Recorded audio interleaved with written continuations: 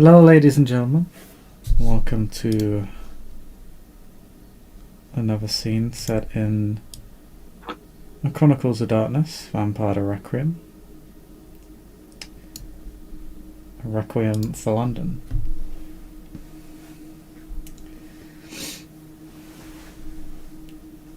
Tonight, we set the scene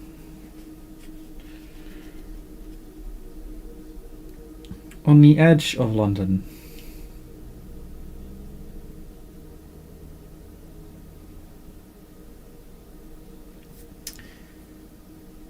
As a small group, I don't think we call this a coterie, of kindred has gathered under the direction of Archon Roy to investigate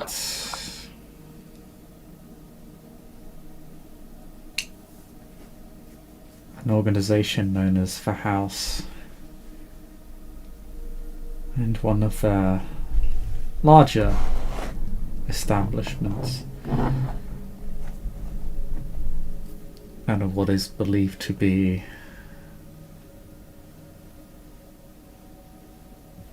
one of the linchpins to whatever they're doing, and may hold valuable information as to whatever their intent is for the domain of London.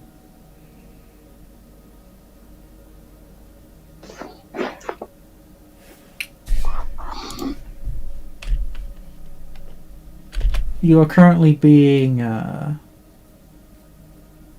driven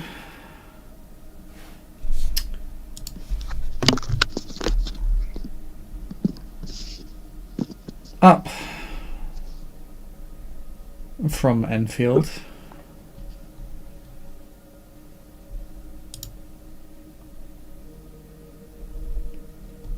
all the way up to Cheshunt.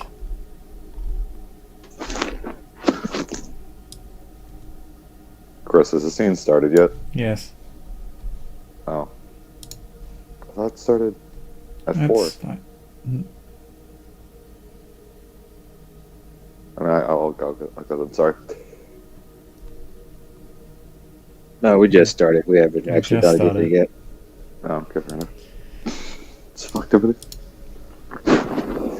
Ruining my introductions once again. It's because fucking...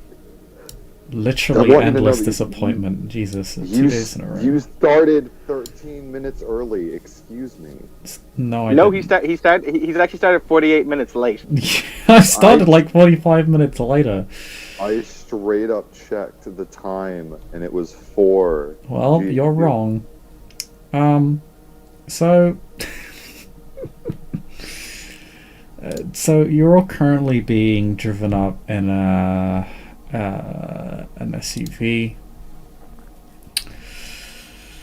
by the Archon, and what you can only assume is a ghoul, heavily armed. This is the image of Roy herself.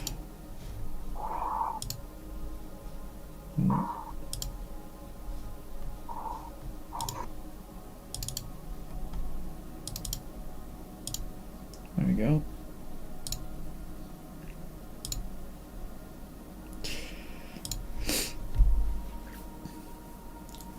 She's driving you up to the estate around Cheshunt.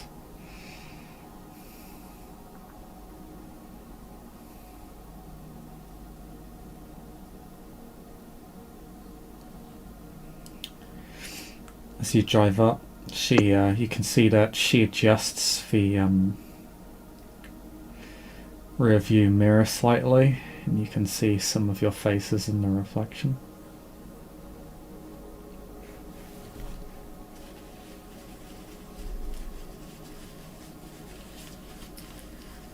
Do you have any questions?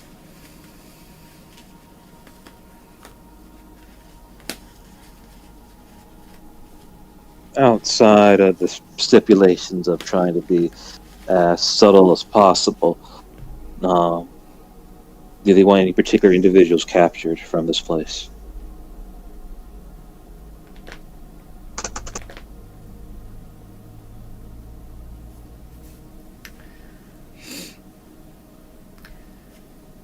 We know that at least one supernatural entity resides within the manse, but we're unsure of how many more and whether or not they're kindred, although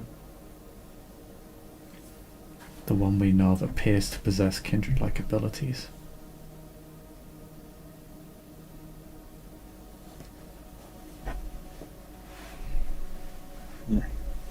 But and is our main objection, and just to be sure, it's observation, not destruction, correct?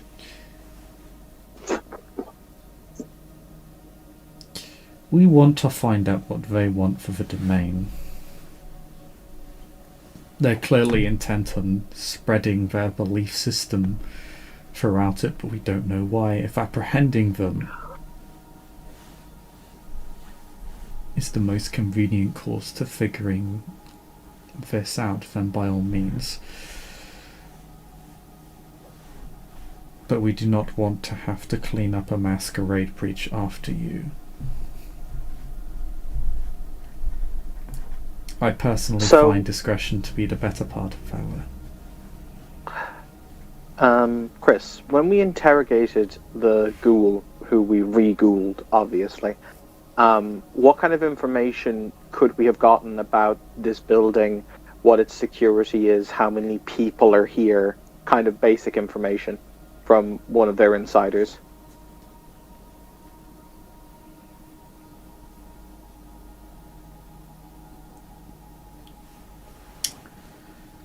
The information you got, I think I did a short write-up for you, but not in relation to the estate, though. No, I think I did. I gave you other information in regards. Mm-hmm. Well, I believe she got handed off before those questions got asked. But the Archon would have told you that it's known to be quite secure. There is security personnel that patrol the estate regularly. It's dressed up as a sort of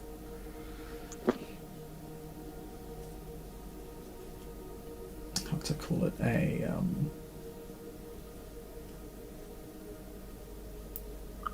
think the word you're looking for is retreat. Yes, basically a self-help retreat. Mm-hmm.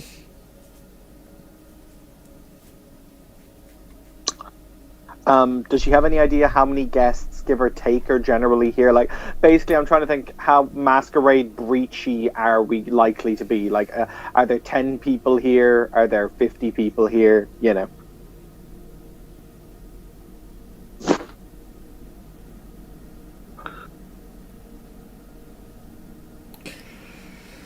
It's not enormous. You'd be thinking in the dozens, maybe high dozens. Mm-hmm. So of a fair size, but nothing groundbreaking. Mm-hmm.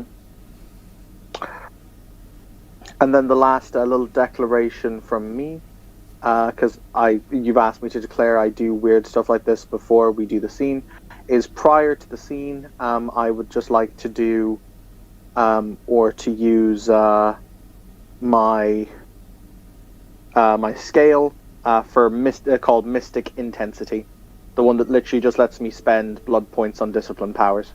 I just have to meditate for 30 minutes before we do the scene under a silver circle. Okay. Cool. That's all I got. Jude would also look to the rest of his compatriots and go into one of his pockets and brings out a small, like a blank plastic bottle that seems to rattle in it, and he'll say that that he has designed a methodology to help resist against mental assaults, but it needs further testing. I said, who was brave enough to be my test subject for today? Nose goes. Hartwell immediately puts his finger to his nose. Yeah, Ben. puts I his don't finger on think his so. No, sorry, one at a time. So Ben, did you said no? I'm assuming. Oh, Ben said no after Hartwell. Yeah. That Isabel doesn't want to do it, Oh, and fuck no. and, Isabel said nah. and Samira, you don't want to do it as well. Nope. That Alright, well, sounds do like you- an Ordo thing. Y'all have fun with that. Do you want to try it?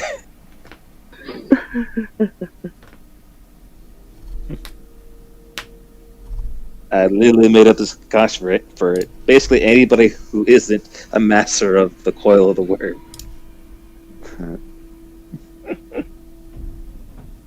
Well,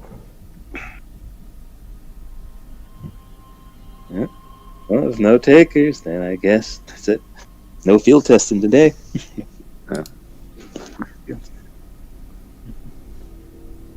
also, Chris, would it be okay for me to spend the 2 blood before the scene to use Twist of Fate? Since Evan got to prep a scale. I'm gonna double check something real quick.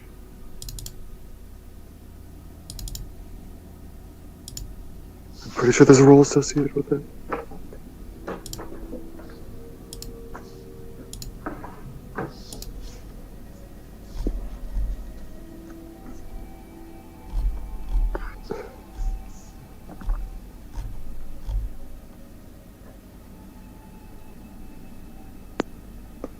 Okay, yeah. Roll me intelligence plus occult plus all specs. Okie doke. That is the amount of dice.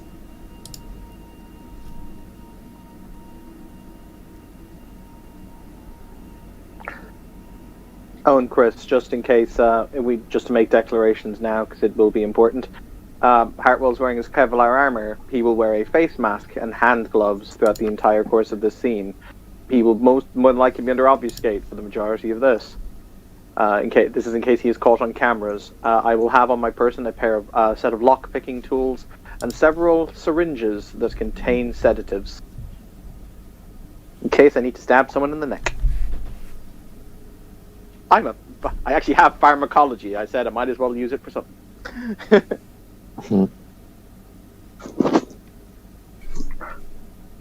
I got 4 successes. Nice.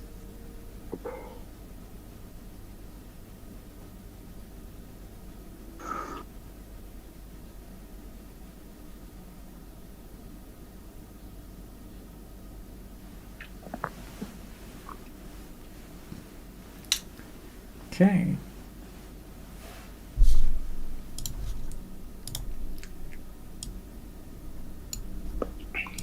Does anybody have any questions remaining for the Archon?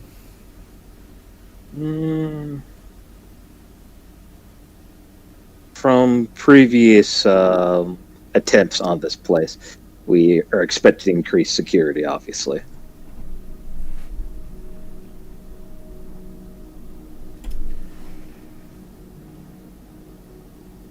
The house is aware they're being probed.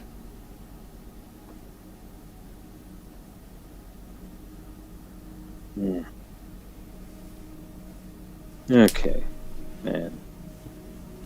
I would expect resistance to be very violent if you're discovered. So pretending to be, wayward souls is out of the question at this point. I would imagine.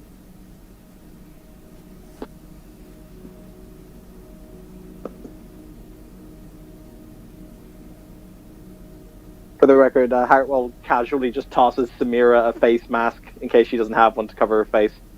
Just be like, yeah. Yeah, I'll take it. Oh, also, I've already bought you, because I know we did a previous scene for this, because it does give you an equipment bonus to have with you. I did buy you cracking software, didn't I? I believe so, yeah. Excellent. Because we may have to hack some computers tonight. Oh. I'm just saying, it's not like self-help groups are traditionally given the bank account numbers of the people who are in the cult. But what I am saying is I like money.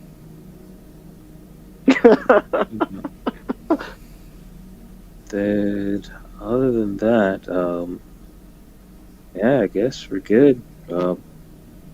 Yeah, but Jillian has a face mask as well. I guess since we are trying to be discreet as well.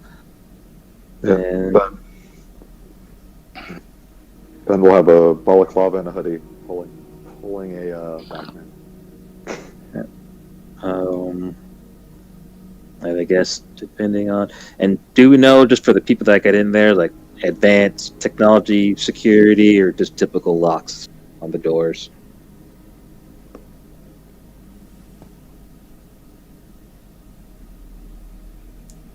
A lot of the security is electronic. Okay. So I won't bring the crowbar, but I will bring the lock picking set. Oh, pretty. And potentially, actually, no, I will give this to the Hartwell. I have some RFIDs, aka GPS trackers, that he could put into people's pockets. So, Yeah. Hartwell will nod. He's wearing basically, as I said, he's wearing basically a knife-proof jacket or Kevlar, but he's also wearing a coat over it, so he'll nod before he slips the trackers into the coat. Yeah, he'll give you two, and I'll keep one for myself. I also have duct tape if you want to tie some people up. Excellent. Let's do that thing. Hell, Hartwell will bring them because I have the resources to do it. I'm gonna bring Chris. Let's bring a burner phone, just a 100. Because we're now in the modern. We're now up to date, aren't we? Mm-hmm. It's 2020 in 2021 again. So he'll flick you each out a one of those 100-pound burner smartphones that are basically just pieces of shit, but can do the job. He'll flick one out for each one of you from a backpack. They all have the numbers for the phones already keyed into them. So basically, it's just so we can keep contact with each other in case we're all paranoid vampire motherfuckers and probably don't want each other to know our cell phone numbers in case, I don't know, people want to drone strike our house or something. Yeah. And Because it's going to be easier to keep contact via text messaging, particularly for those of us who are going to obfuscate around. Oh, and I guess just to do ahead of time, or we could wait till we actually get to the building. I like to do feral whispers and see if I can gather some animal companions. So.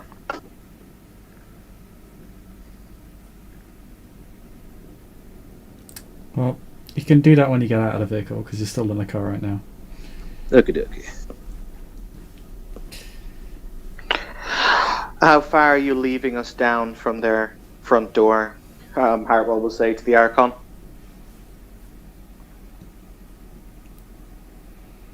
About half a kilometer.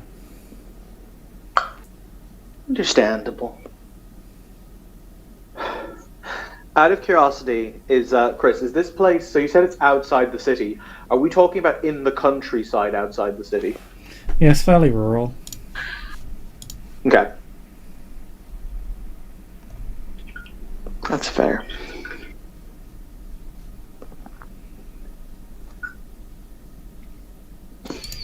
But the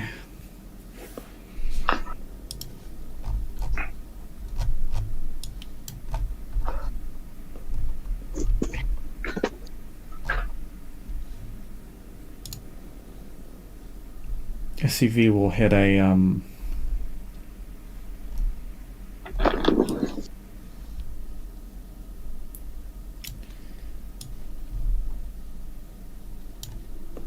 thinner stretch of road.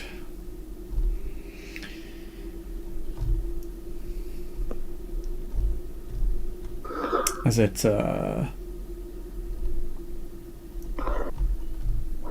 parks alongside some sort of private field.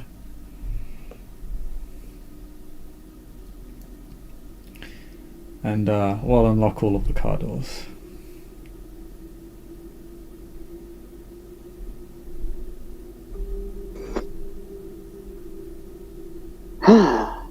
It's showtime.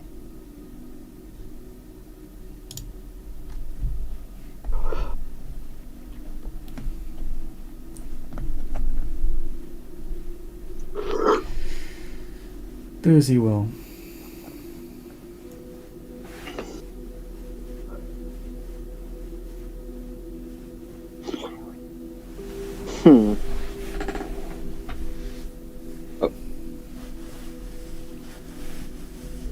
As we're leaving the vehicle, Julie would also make one last decoration of Ordo bullshittery. If anyone seems to be concerned about their beast, said, I do have a method that is properly tested to help you resist going into frenzy. Does anybody want that?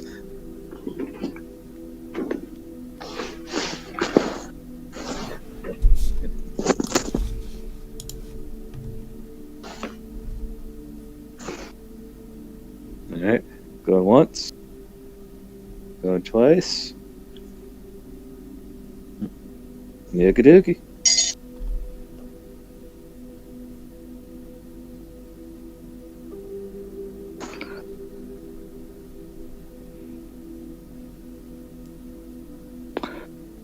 Oh yeah, before I forget, hey Samira.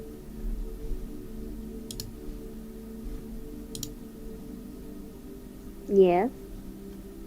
I boop you with my obfuscate. Okay. Boop.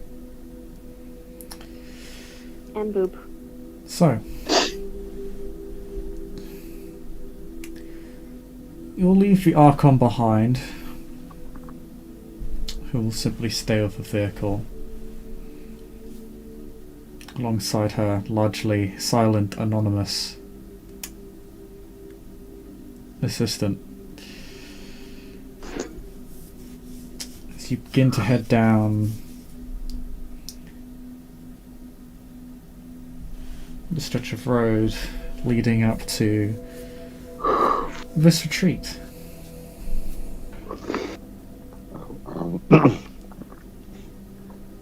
Ben will put himself and Julian under his obfuscate. That way we're all invisible.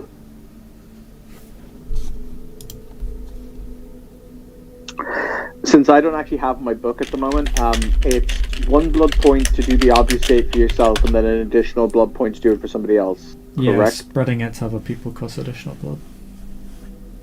Neat. So that puts me at 9 blood remaining.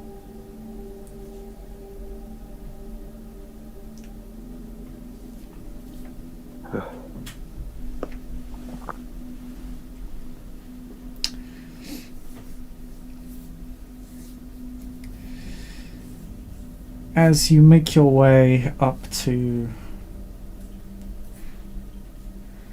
the retreat, you see that it's in a small forested area. Very rustic, modern set of buildings. Looks more like a campus area as opposed to one large building.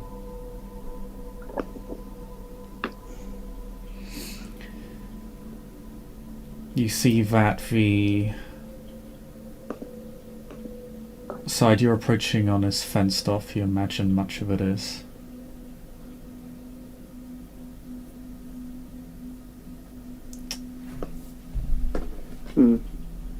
With dark cast iron.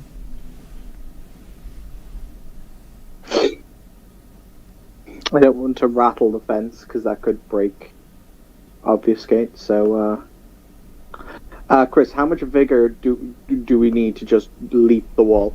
People Oh, with vigor thanks. would be able to leap this quite easily. Even with a single dot, it would be very simple. Whoop. Can I just travel through shadows to the other side? Yes, that will cost you some blood, but you can do it. Yeah.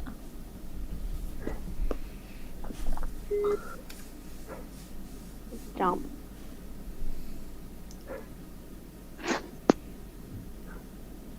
Is there anyone who can't jump through or find a way around the fence?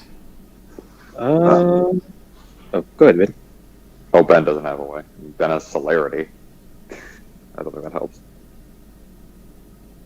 About to say, I know I'm physically capable, but like, yeah, I can't do it as quietly as possible. But I could try.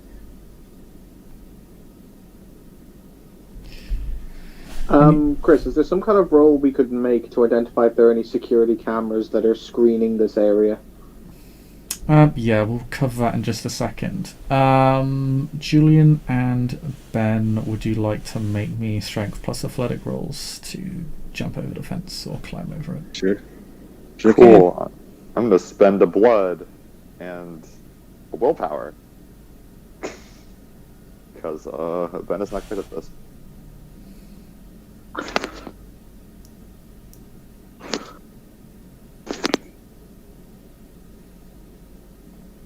Is there any other way for Ben to get around the fence, or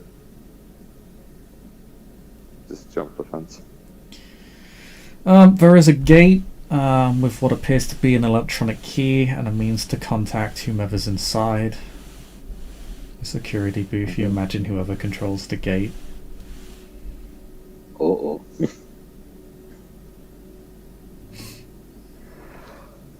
You are a rather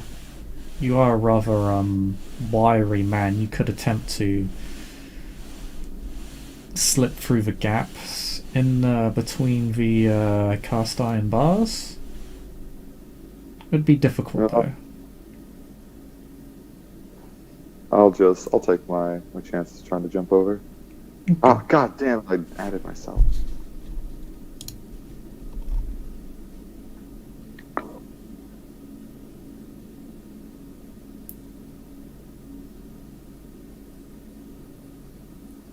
Have I got 3 successes? There we go.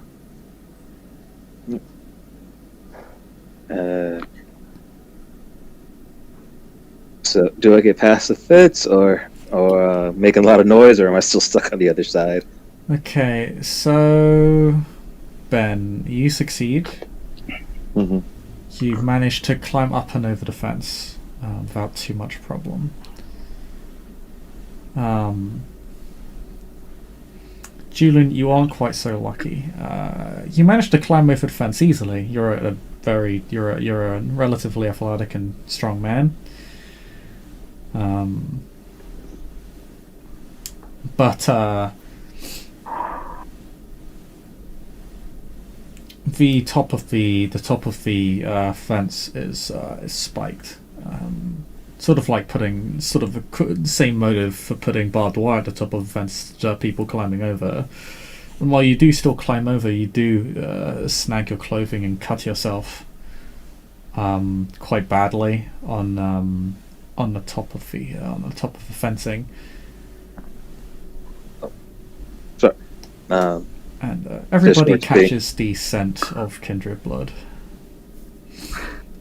Ah, yes, that thing I'm addicted to. Discord messed up a little bit. I did. I got cut on the fence, but I didn't see how much damage I took. Just take 2 points of mashing damage. Okay. So with my resilience, it negates that. So. Okay. Do you spend for resilience? No, that's a good point because that doesn't do that naturally. It doesn't do that naturally. No. Nope, that just gives me extra health. So no, yeah, I'll spend it. Okay. Okay. Then yeah, you get on over and well, you snag your clothing. You do not bleed. Yep. And so Hartwell needs to worry a little less about his addiction, fortunately. Hooray! And because we discussed this because it's going to happen this scene, and I think just because due to Julian's nature, I'm most likely suffering from the bestial tag, so I'll keep that in mind. Oh, yeah. You've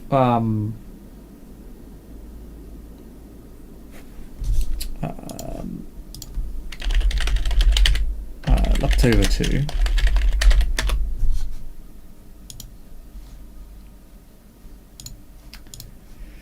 Is it's largely just natural. There's a lot of trees, a lot of bark on the ground. It's controlled, but you wouldn't call it a garden per se. It's rather nature just flowing just freely enough to look appealing and calming and aesthetically pleasing, but controlled so that it doesn't overrun the roads or the fences.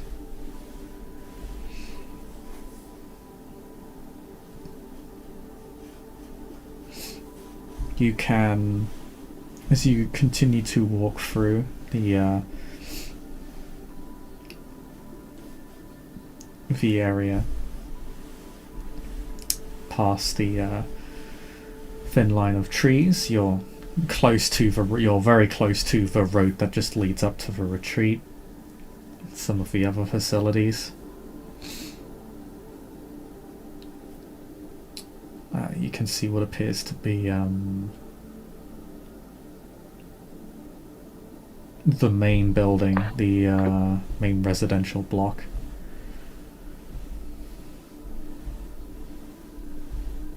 Where people would most likely be staying.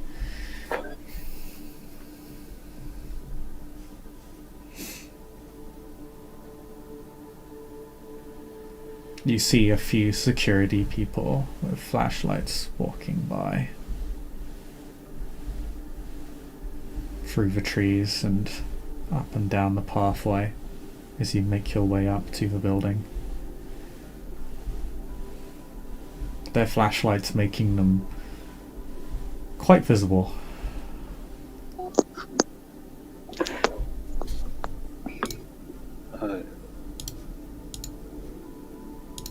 With this information,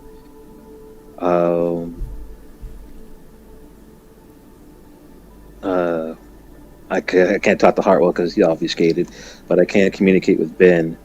Mm-hmm. I'll put through the phone. You can send me a text. Oh yeah, that I is true. Yeah, I can still send people texts, but yeah, then I'll spend specifically to Hartwell and Ben because I know they're both from the Ket. Is if they could auspex these people that gain more information about the building, like how many people are here and whatnot. And there we go. Now you just be spit on your own face. How does I'm that going to start licking this paper bag until I make a hole in it. Why don't you get the hell out of the driver's seat? Yeah.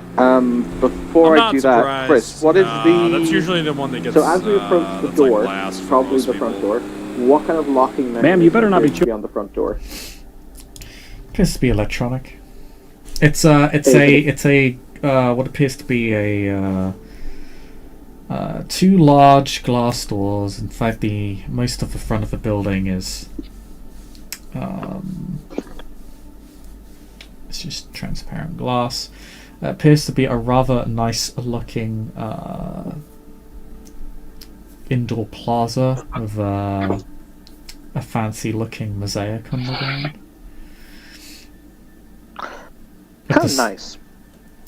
With the same symbol that you've seen the house use in the past. And what kind of lock mechanism is there? Appears to be digital. So a key, a code key. Mm-hmm. Cool. That just informs me what I'll do next, acting on what Julian's asked me to do. Rather than doing auspex on the gentleman, however, Chris, I would like to spirit touch the building, if you please. Mm-hmm. So that is going to be dice. I just have to... can somebody tell me what the pool for spirit touch is? What's occult plus aspects? Wits occult plus aspects. Thank you very much.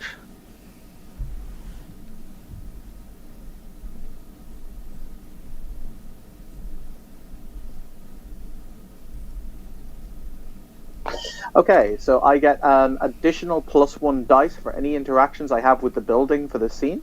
I believe that's what a 5 spirit touch gets me. Or 5 success spirit touch gets me. So Chris, because these questions are important. My first question, what's the key to the door? Or the code to the door?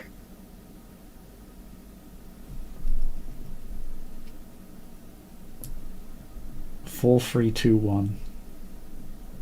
432. Wow, that's like shitty security. Okay, I make a mental note of this. The human element is the weakest part of any security system, or so it is said. That's deep, Chris. Okay. The second question: how many people are currently inside this building? So, when you ask that question, it's almost like turning on a more organic form of thermal vision.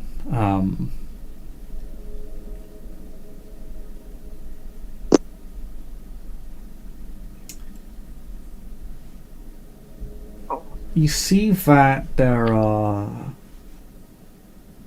dozens of red outlines. Most of them are in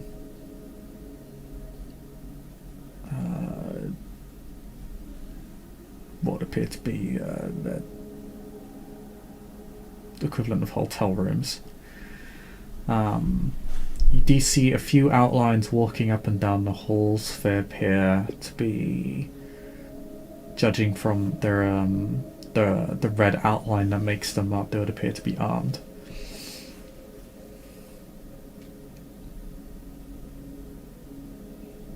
You notice that not everybody, not every room is occupied. Could be that some people are still out, maybe doing some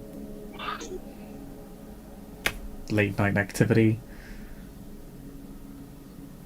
in a different nearby building. Maybe there is, or maybe it's just not occupied. Okay. My next question is going to be because of the information that we've learned about the house and kind of the weird shit that it does. Is there a shrine or altar inside you?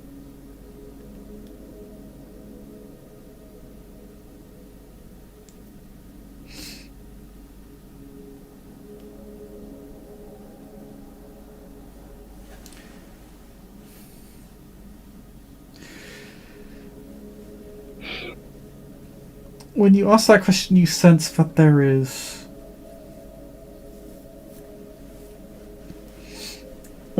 You sense that, yes, there is. Something fitting that description. Mm-hmm. My second last question is, where is it?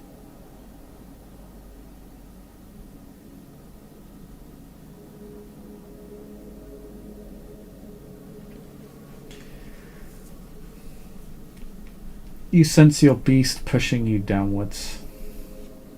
Oh, wonderful.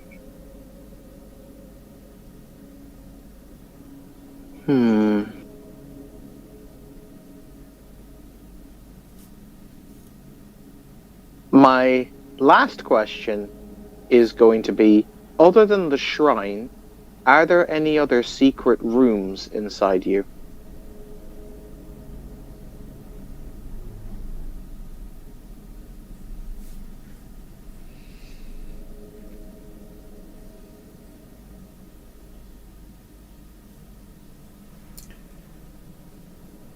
You don't sense any other passage in and out of the building. Okay. Other than the obvious. Partwell just nods, kind of blinks his eyes, as in, you know, when he comes back to focus, walks up, puts 4, 3, 2, 1 as he to open the door. Okay. Beep, beep, beep, beep. As you all open, as Hartwell opens the door, you see him put in 4, 3, 2, 1. And you all walk into the building. It's at this moment Hartwell makes a mental note to change his own email password, but that's neither here nor there. Yeah. everybody using Obfuscate, so Hartwell, Ben, and Isabel, as everybody else is currently under somebody else's Obfuscate. Could you all make me Obfuscate plus Blood Potency rolls? Ooh. Spicy.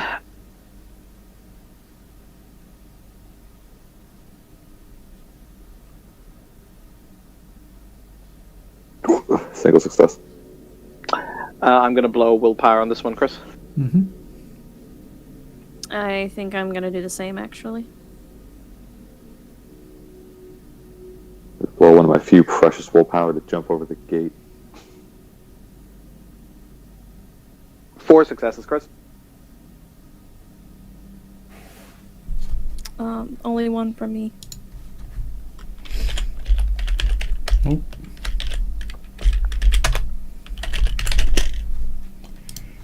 One moment.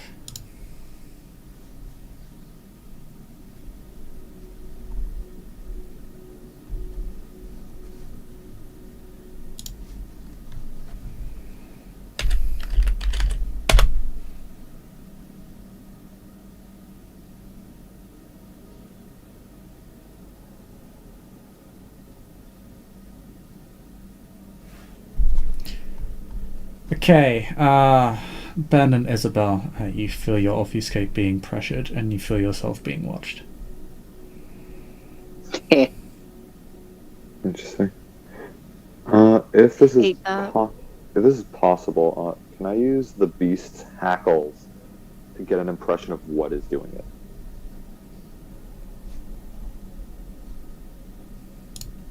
Beast's hackles? Yeah, it's the beast focuses on danger and weakness. Vampire who borrows a beast's senses can focus to know if somebody's about to attack her or pinpoint the weakest person in the room. The beast is sensitive to things that other people cannot normally perceive. Using this power can be a soft escape. You can roll me beast hackles and then ask me a question, and I'll tell you if it's a question I can answer, and if it's one I can't, you can simply reword the question into something I can. Sure. Going on that Cool. fucking I bag get right the now, I swear to God. spicy ass dice wolfers. Those are limited quantity these days. Everybody's just buying the fucking murder meals. We just get boxes now.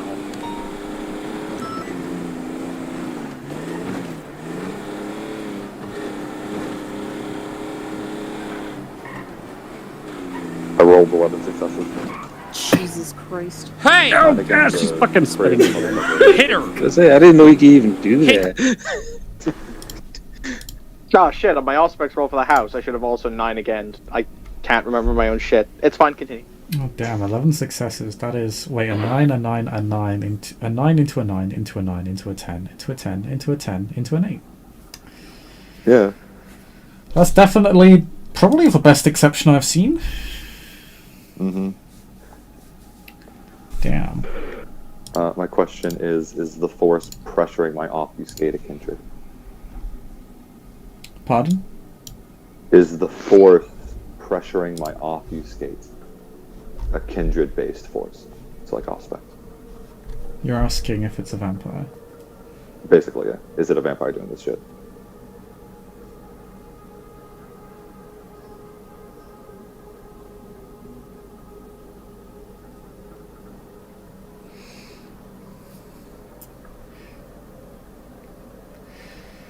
Well, you certainly sense something with fangs and are hungering for blood. Mm. Weird question, Chris, because it's never actually come up, but it's something that I kind of like to know. When somebody attempts to pierce my Obfuscate, aka, like, they've clearly not managed to in this instance, do I feel them making the attempt?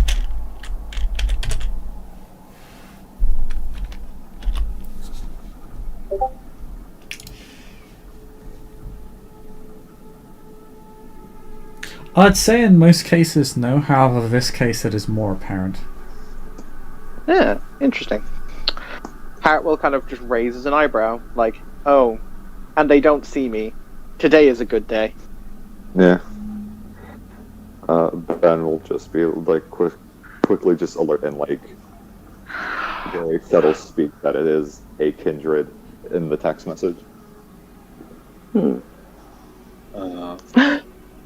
Hartwell sends back to Ben, And this seems to be entirely genuine. He sends back, so I guess that you're playing the bait then, question mark. there is a thing that just says apparently. God bless. Julian will type out if he needs to be a distraction, or if he should call some animals to be a distraction for us.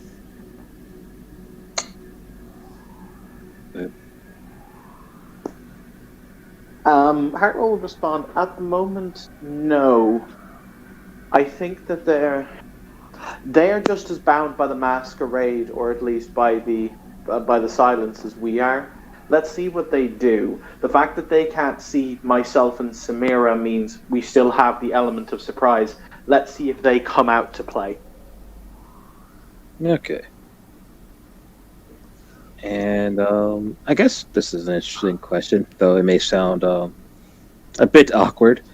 As we get closer to the building, and there's any like vents or maybe even open windows or anything, Julian wants to kind of take the time to sniff the air and sense any particular body odors.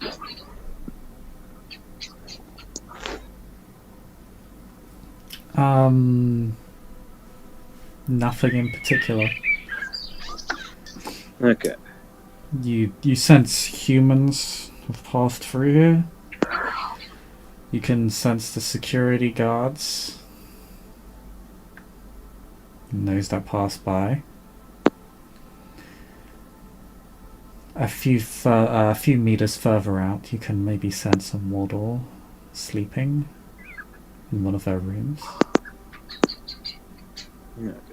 So I was curious if I'd smell like particular things of sweat or even blood in the air.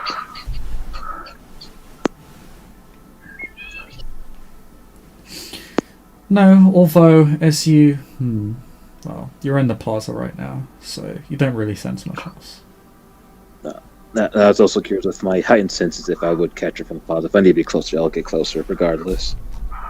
Well, see where everybody goes first. Yep. I will type in the group chat, by the way. Oh, if it helps, somewhere downstairs they have a shrine, some kind of altar room. That might be where we may gain some answers into this cult's purpose.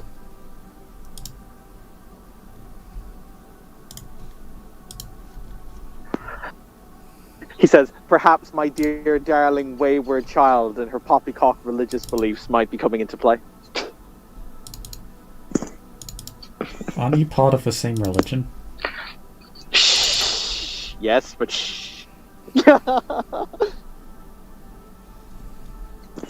I wanted to use the word poppycock, okay? Alright.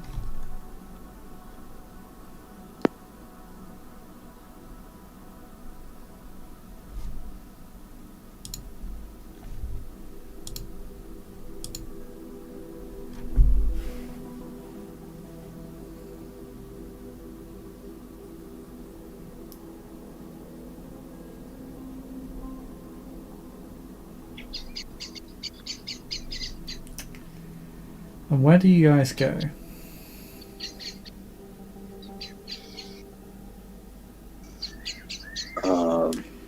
Billy would text if we want to head for the shrine directly, or do we want to do more reconnaissance on this particular floor? Actually, because we didn't do it, Chris, because I actually do want to be able to see where they are, just in case something weird happens. I'm going to just make the roll, because it is a roll I do have to make, to try and pierce Ben's obfuscate, so I can see them, if that is okay. Unless you're just happy to hand wave that I can. I'll just allow you to see each other's obfuscate if you want to. Yeah, that's cool. If you're That's willing fine to by me. allow it for each other, that's fine. Yep, that's fine by me. Yeah, I love it. You think it's from hardware? I don't know, man. Voice meters can be pretty fucking janky.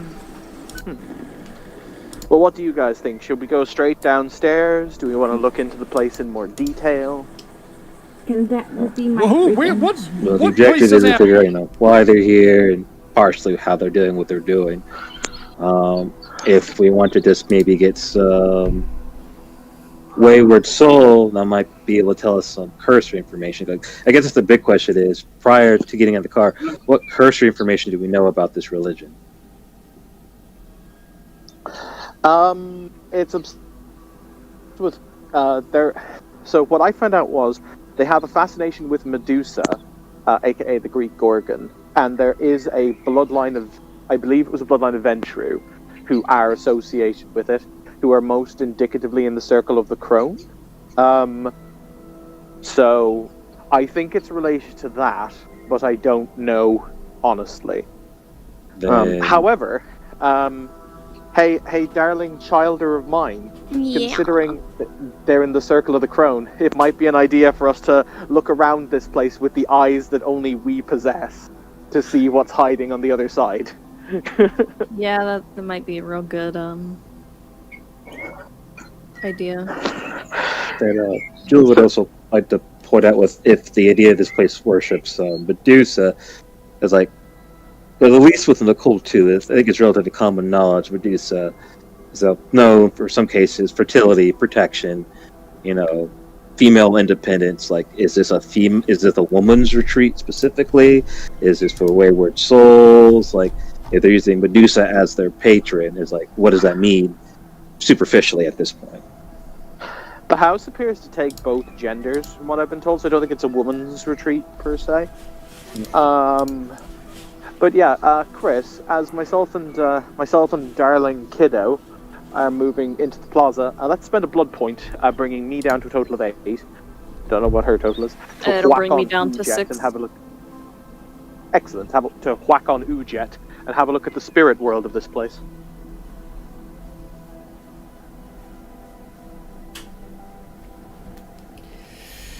Okay. In Twilight, there's not too much going on. You don't see many, if any, spirits. So it doesn't look like anything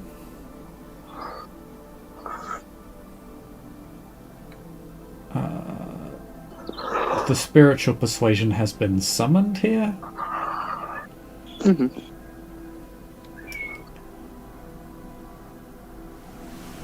It's probably on the other side of the gauntlet. And another question. This would be more of an Ordo question. So this place has an altar, which might mean certain things. Is this? Do we know? Are we currently on or near a dragon's nest?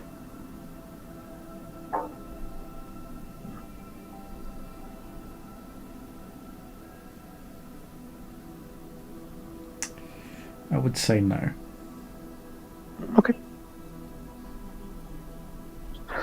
Cool. I'm fresh out of ideas. I will now be happily led forward by the young generation. Go, my children, lead me.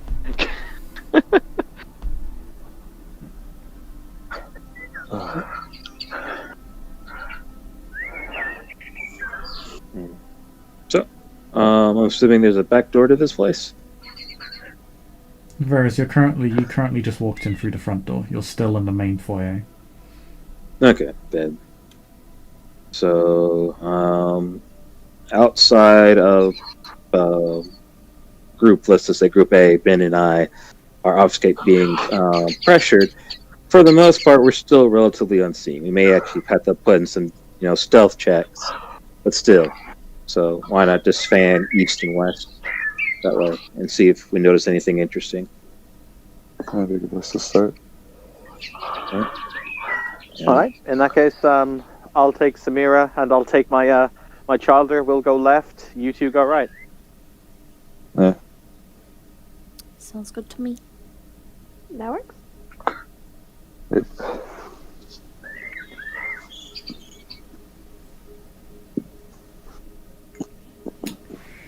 Okay, so do you want to go up or up? Because right now the only stairs in the room seem to go up. There's also a lift which goes up a couple of floors. The place itself isn't too big. It's only like 2 to 3 floors tall.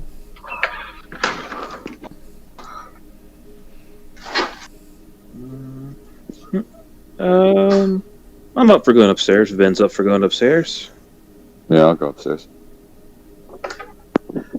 Yeah. I'm gonna try and find since we're kind of their team investigation, we're kind of team occult. I'm going to try and find us. Let's try and find our way down to the shrine room so we can have a look at that.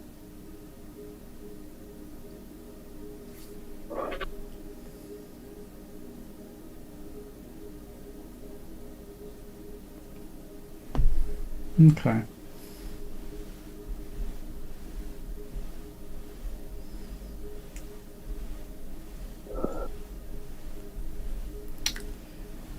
So, to start with team investigation.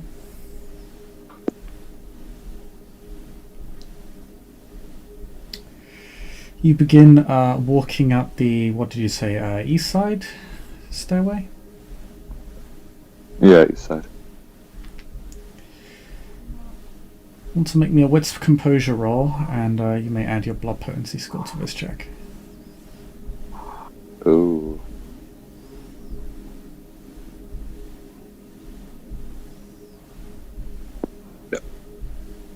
So we're noticing things. Mm-hmm. Okie dokie. And I believe I'll roll again on 8. Let me check for sure.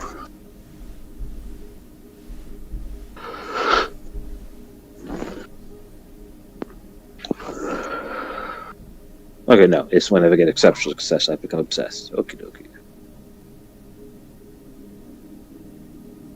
Let's composure. 2 plus 5, 7, so.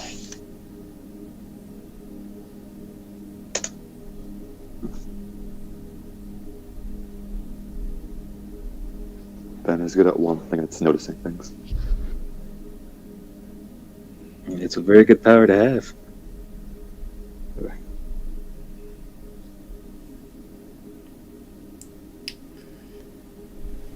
So, actually, Ben, I think you can see a lot further because of your specs as well. Because we're making use of predatory sensors. Yeah.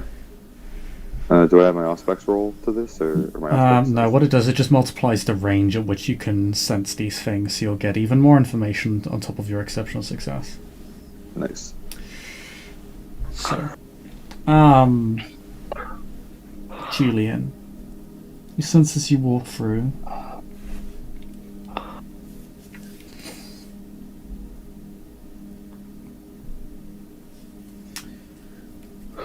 you sense that the condition of these mortals appears to be quite varied, and not in terms of their medical just state of being, but just by virtue of being different from each other.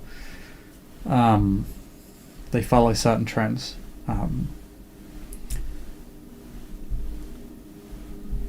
For some mortals, you see or you hear and feel a more laboured breathing pattern, slower heartbeats, more sedate as they sleep.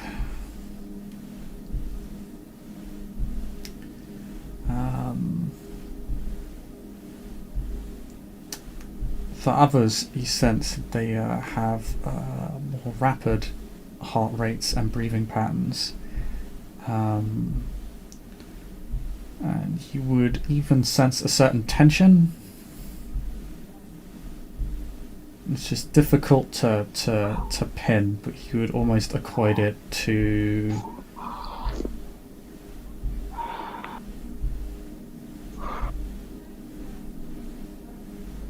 a contained anger, like bottled up rage, almost. Rage is perhaps too strong of a word. Irritation. Yeah, a sort of agitation would be the most accurate word. These being the two most prominent trends, and also being obviously the complete opposite of each other.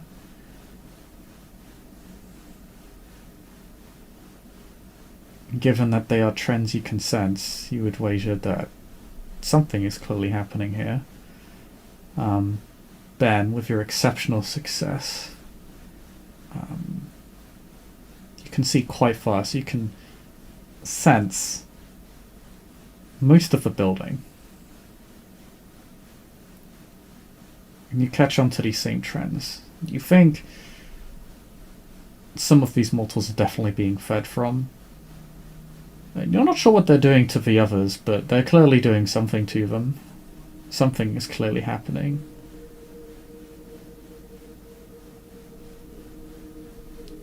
Physically or mentally.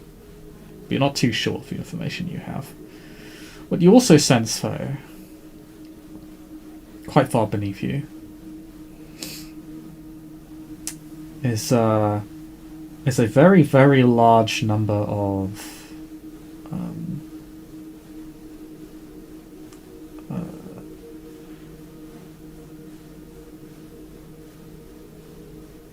other heart rates and breathing patterns, but they're not human.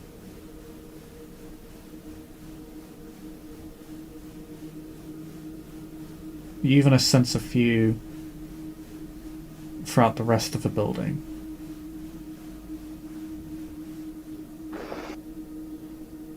You can sense a few climbing upwards.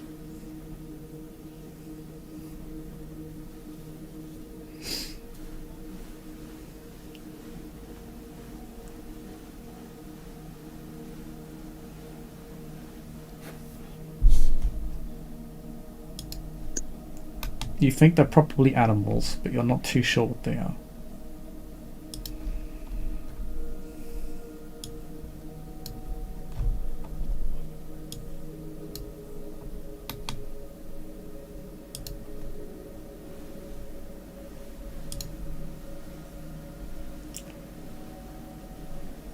For Team Occult,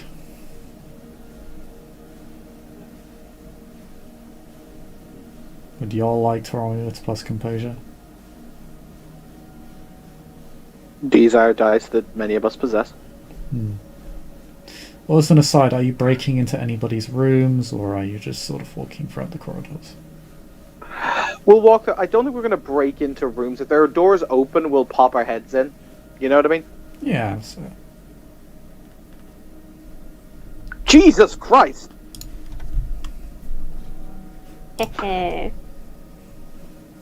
Nice. Also good at seeing things, squad. Jesus Christ, Kathleen. Haha, I see nothing.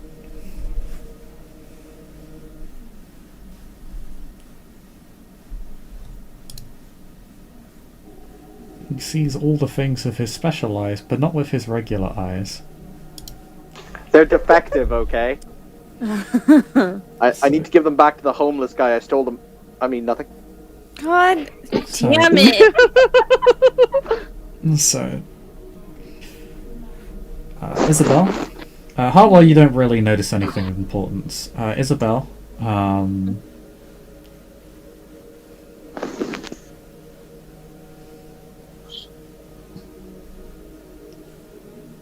you happen to spy a door that hasn't been locked properly. It's about half open.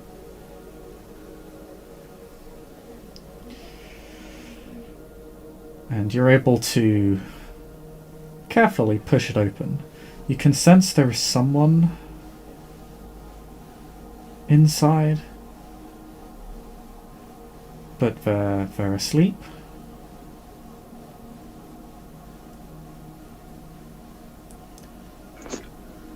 As you walk inside,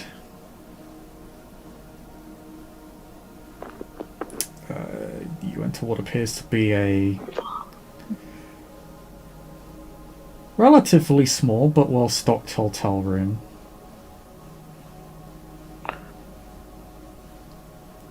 Does it have a mini bar? It doesn't have a mini bar, it has a mini fridge. Nice. TV.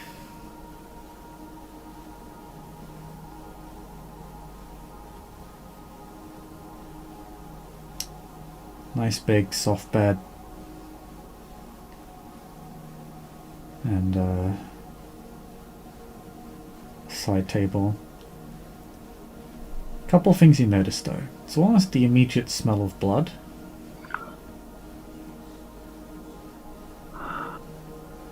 Looking at the person inside the bed, appears to be a woman in her mid-20s.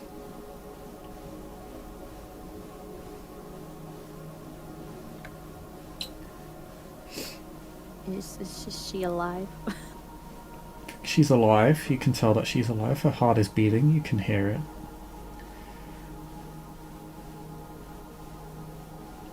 You can tell she's also seems to have cut the palms of her hands. And she appears to have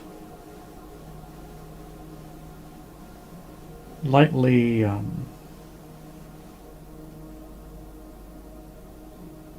scarred herself.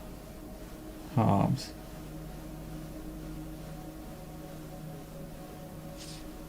That looks like some ritual bullshit.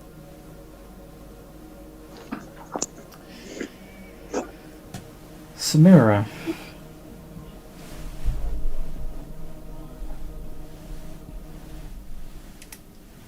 With your very, very special eyes,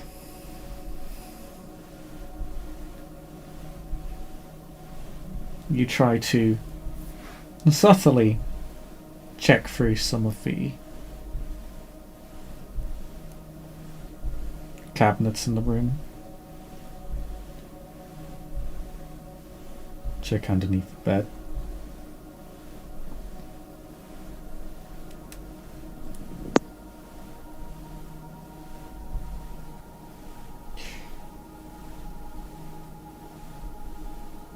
And the first thing you notice is that the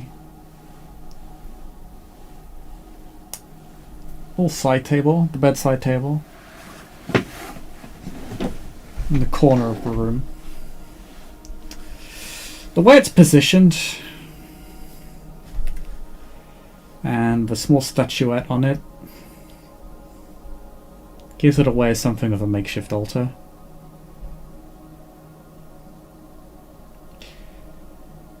You can also smell the stale and thin scent of blood on this table and on the statuette. As if she's bled upon it in the past.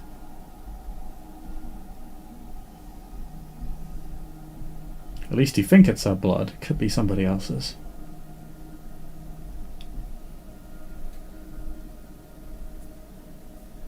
The other piece of information you find is what appears to be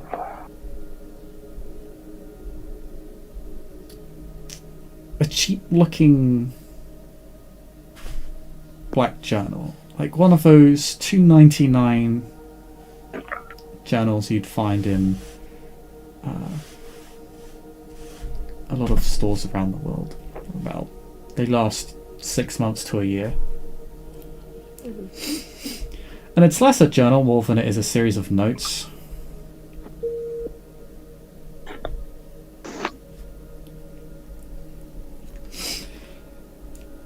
It seems to depict this woman's descent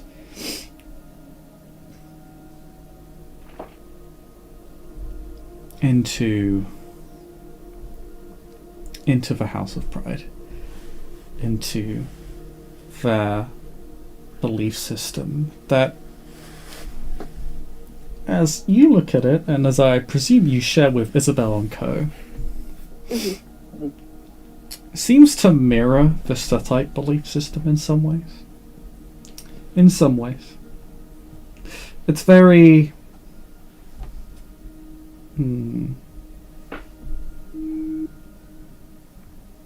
anti-authoritarian.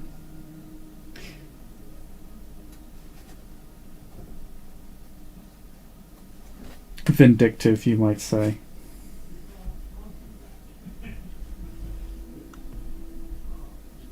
From what you can see or what you read on these notes, this woman appeared to have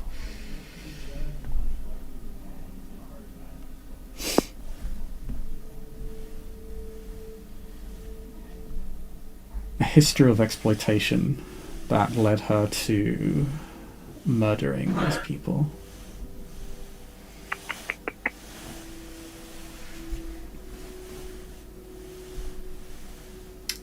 guided to that conclusion by the House of Pride. Also, this ragtag journal would indicate. Mm-hmm.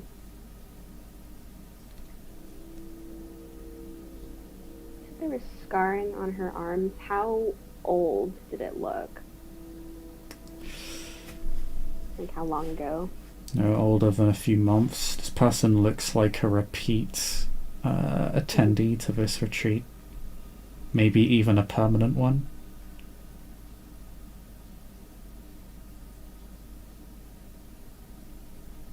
Chris, can I do basically? Hartwell will have followed them into the room, obviously.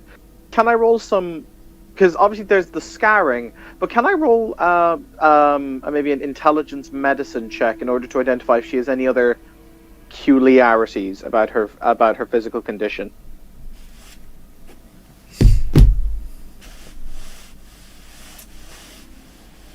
Yes, you can. The other thing you notice, Samira, on her is that the scarification appears to be more than just scarification, but you'll need to make me an occult check. You can make this check because you got an exceptional success. So you notice you notice the importance of its intricacies. Because I've got a theory, Chris. Would my specialty in pharmacology apply? Because I have an odd theory that poison may be related to what I'm doing. It would not apply here specifically, no. Okay, cool. Not a problem. You said that was an occult roll? Yeah, you get to make an occult roll. One success.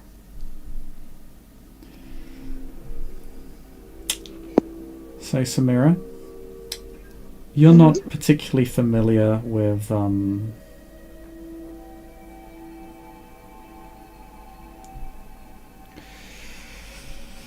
sorcery or magic, but you can tell this appears to be some sort of blood sorcery. You're not entirely sure what it is. You're just not particularly familiar with the field. You have passing knowledge. But you think this would be some form of improvised magic. Judging by the way... judging not just by the fact that it's scarification, but the intricacy of it. And the fact that you feel lightly hesitant to touch it. Like your beast seems to lightly react to it. Mm-hmm. Maybe some sort of ward.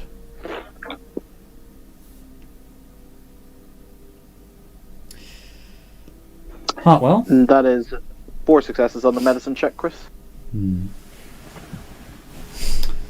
Well, this woman's definitely been fed from, but not too heavily. You would... 4 successes, you're pretty close to an exceptional. The fact that she has been fed from, but rather lightly, would seem to suggest she is valued. So maybe permanent feeding stock. Member of a herd, perhaps.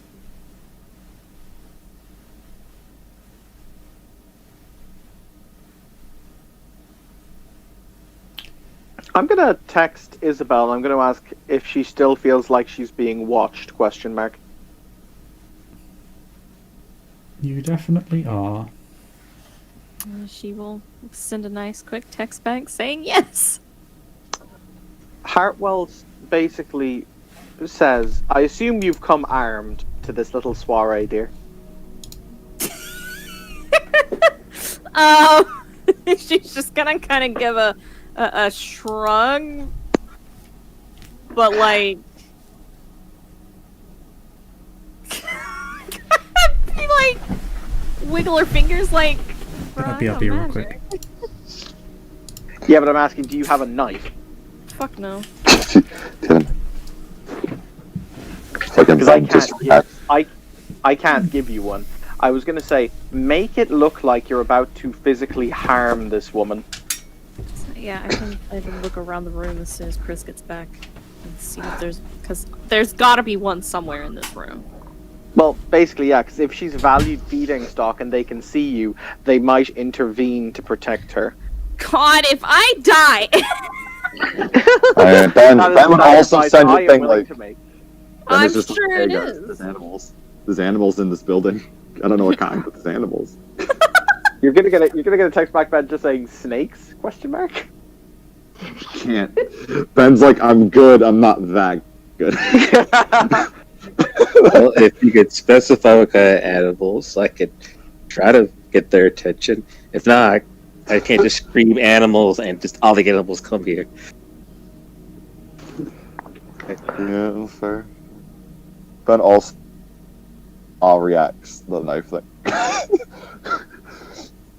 Haha. God damn it, Shimmers! Why don't you have a knife? Samira just sends a knife emoji. Come on. That's his lucky shank. Come on now.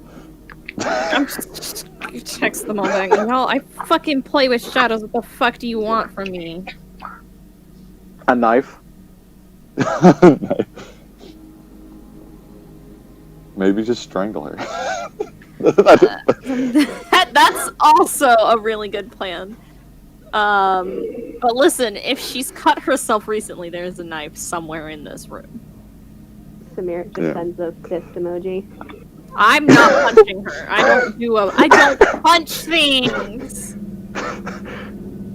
I play with shadows and I do magic. This magical girl. Well, it sounds like you need to expand your portfolio, because those aren't in demand right now. Yeah. I swear to God, roll I had to emoji. make you kill your first. I had to make you kill your first person. If I have to surgically graft a knife to you. Oh God! Is Thanks this for that one reminding movie? me.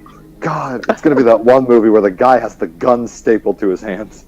Oh, Kimbo. God. Guns akimbo. Guns akimbo. Knife. You know, Colt likes me at least. Somebody has to. Yeah. Obviously, my fucking sire doesn't. Well, he No, does he's like fired. you. He just demands more of you. Just not incorrect. Yeah. That's demands pretty much blood. how I be. God. I'm not angry with you. I'm just disappointed. Somehow that's worse. I do like the varied skill sets of this team. We have Ben, who can inhale and know what's going on within a half a block radius. but can barely jump a fence. He can barely jump a fence. We have Dr. Hartwell, serial arsonist.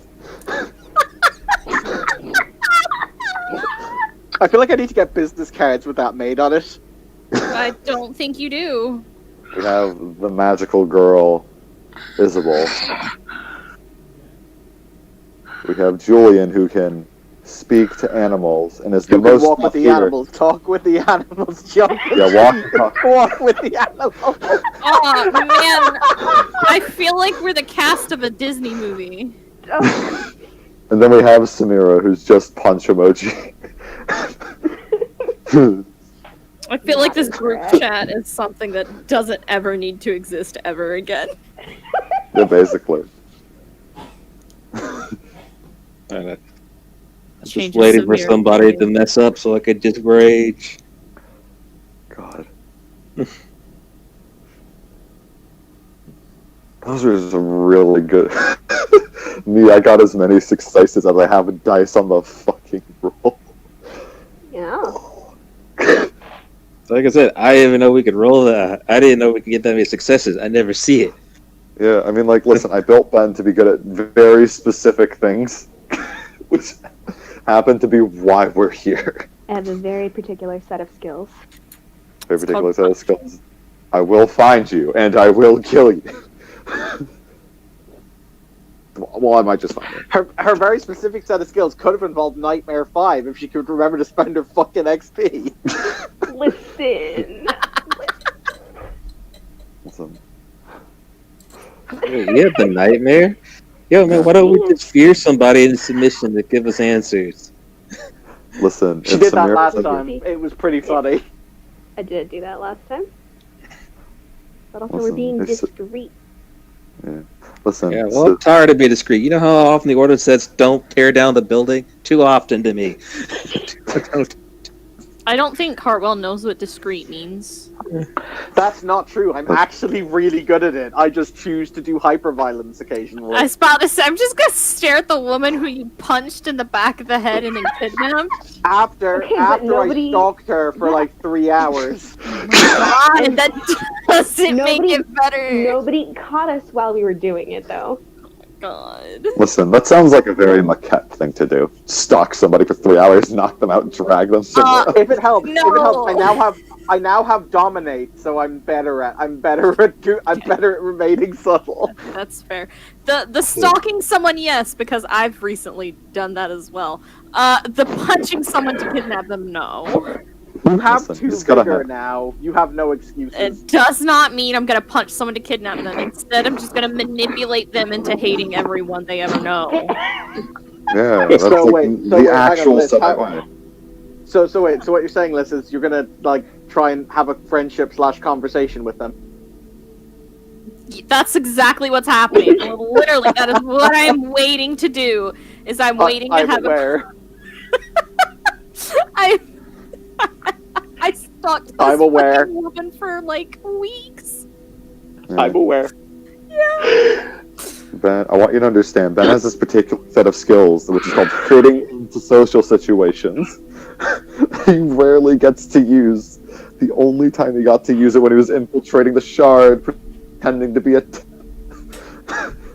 Ben just in a lab coat, don't be suspicious, don't be suspicious. Oh god, there's more crimes. Oh god, there's more crimes. God damn it! You had to burn down my war crimes basement, Baron. I like that, Baron. Well, you know what? The Invictus took the Carthian equivalent to the shard, so there's a new one. Hey. I think I'm the only ganger with actual ranks in politics, so I'm happy about that. I'm back. I mean, to be fair, have you Okay. met Alley Cat recently? There shares good points in it, because for the longest time, none of us had any ranks in politics. Alright, That's fair. where were we? Chris, is there a knife in this room? There is one in the one of the cabinets that Samira had a look in. It is nice and clean. She's gonna go grab the knife and then quickly like stare at Hartwell, and then she's gonna send a quick text that says, "If I die, I hope someone comes back to kill you for this." Ben sent the laughing emoji. Ben, you know what you have to do. I just sent ghost emoji. Hartwell strangely sends the kissy face emoji, then deletes it, then sends another emoji. He's old and doesn't get emoji. God. Stop. You're making a just stop trying. Just stop. Oh no. You let me have my boomer moment. Okay, Yeah. boomer. Alright, I Ben. was literally embraced during the Great Depression. Fight me. God damn it. And I guess Isabel's gonna go stand over the woman and act like she's gonna stab her.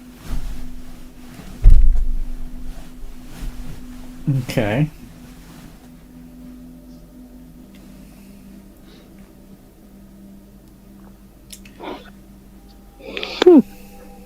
Hartwell, if I actually have to stab this woman for something you want, I'm gonna stab you. I mean, it clearly hasn't worked. So after a couple of seconds, you can put the knife down. Or I could just pocket Basically- the fucking knife. Basically, Chris, our theory was that if she was valued feeding stock, because they can see Samira, if it looked like the feeding stock was threatened, they might have interceded. They clearly haven't. Hmm. Well, you're only giving it a couple seconds. It's a very short period of time for somebody to react unless they're right next to you. That's fair. Ben and Co. As you sort of circle around,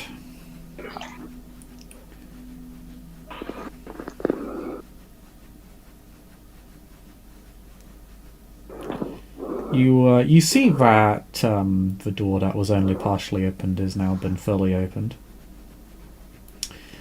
and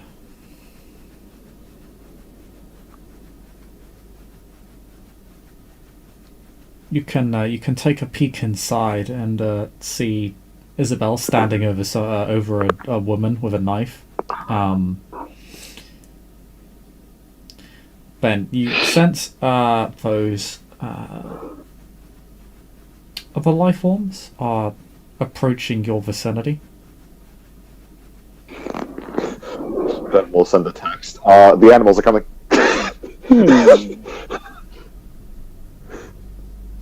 Also, We could Ben is walk gonna- with the animals, talk with the. Ben's gonna pop an Auspex into that girl's brain.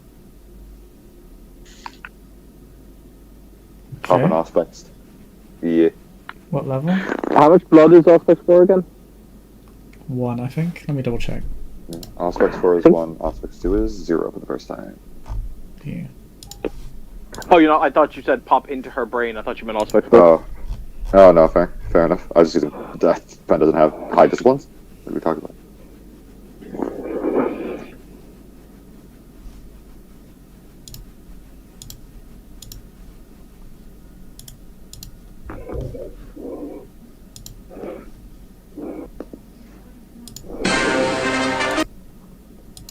Yeah. Make a check.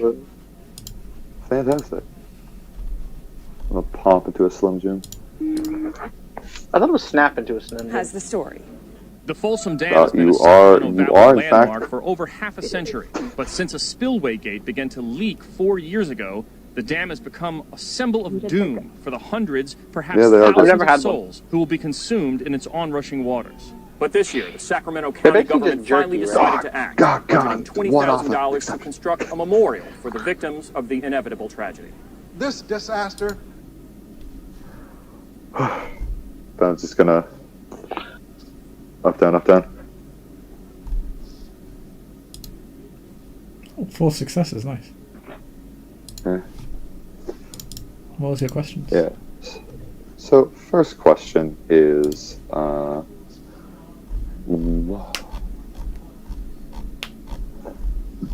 did you join the cult? Or why did you join the house self-help group?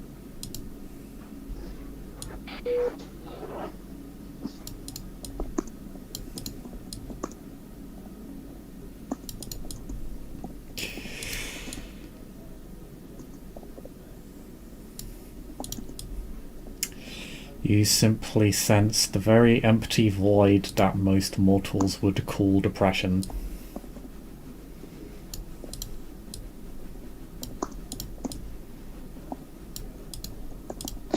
Good to know. What is your relationship with the house's leader?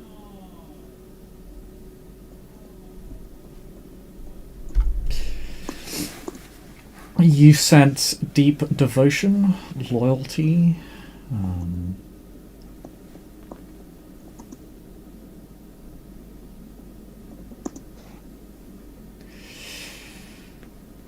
you sense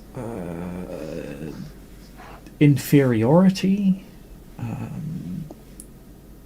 servitude, and gratitude.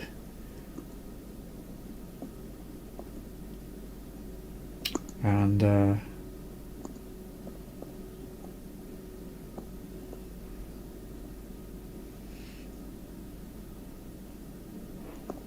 you see her bowing and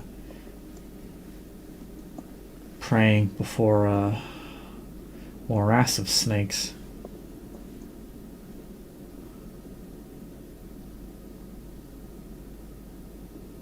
So you say there was a bunch of snakes? Mm-hmm.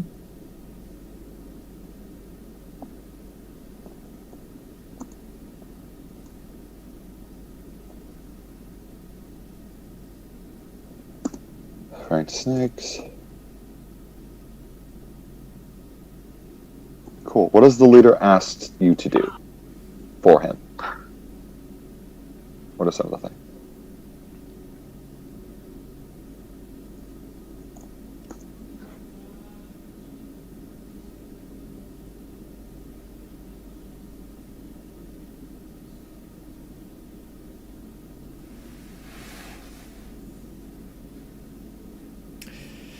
Your beast senses this one has been given a more violent role than most.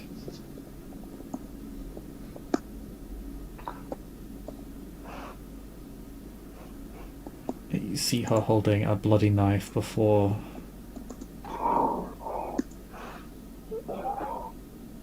several dead men.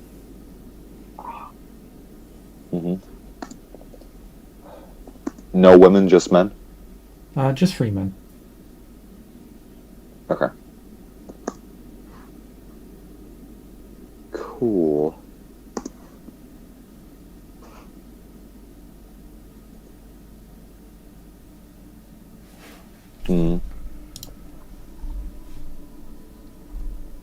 Oh, who is...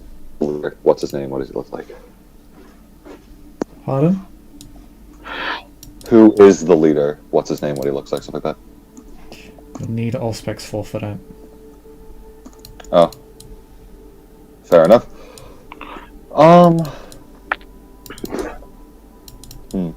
Are there any particular times that the will gather as a group?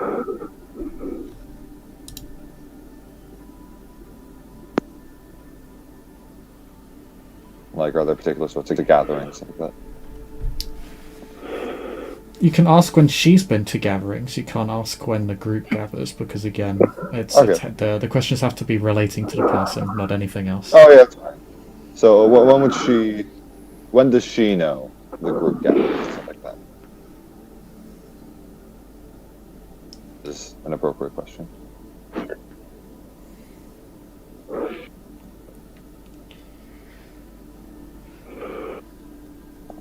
You sense that they lost. She was lost at a gathering a few days ago during the weekend, middle of the night, all the way downstairs at an altar, stone altar.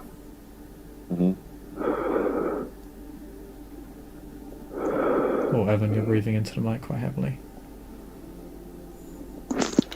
My apologies. I don't even think that was breathing, but yes, sorry, it got trapped and I was desperately trying to free it, so I think it was just rubbing on the inside of my coat.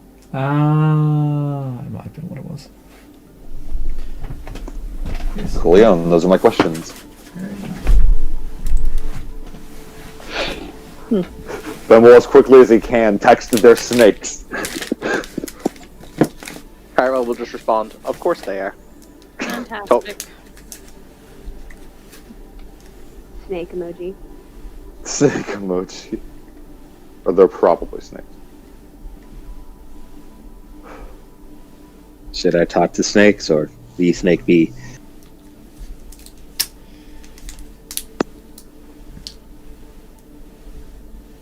Ben, you sense that you can sense that they're very close. They're moving quite quickly. And if you look outside, you can actually see a few begin to slither down the corridor. Interestingly, no members of security have come down here in the past 2 minutes. Oh boy. And none of them are hissing. They aren't making much noise. They're just heading directly towards you, making a beeline for you. And as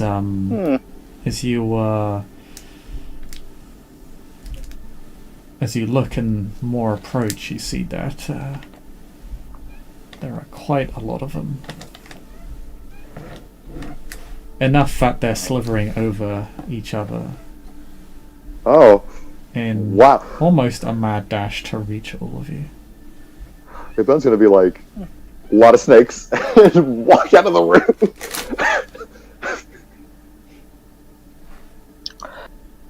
Crystal, there's shadows in this room. Hang on. Hey, Chris, because I'm gonna save at least one of you. Correct me if I'm wrong here. They haven't managed to pierce my obfuscate, right? Nope.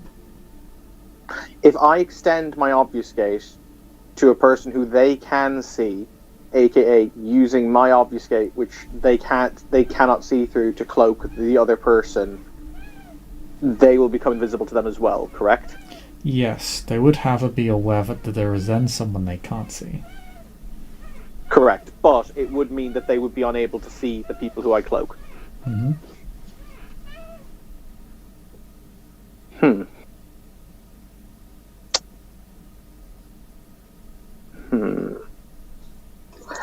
Weird question, Chris, because this is actually quite important. Those snakes who are racing down the corridor towards us at breakneck speed, can we tell if they're ghouls? No, you'll need to use Auspex for that or taste their blood.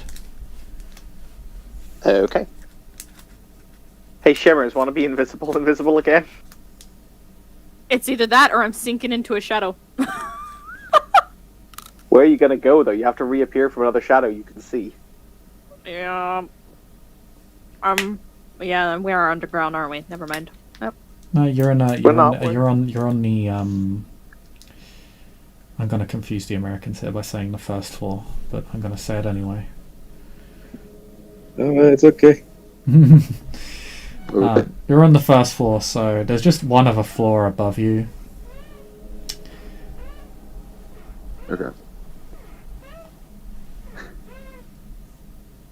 And then there's the roof. There is also the place beneath us, but we have yet to find out how to get into it. Yes, well at least it's not on floors above you, so... That is indeed fair. I would wish to not get snacked because of something you wanted. If it helps, they were going to snake us anyway. Fair. Is it go time?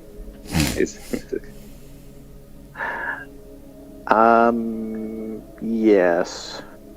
Chris, I will spend the requisite blood to vanish my childer, bringing me down to 7. I will then chug more blood from my flask. Okay.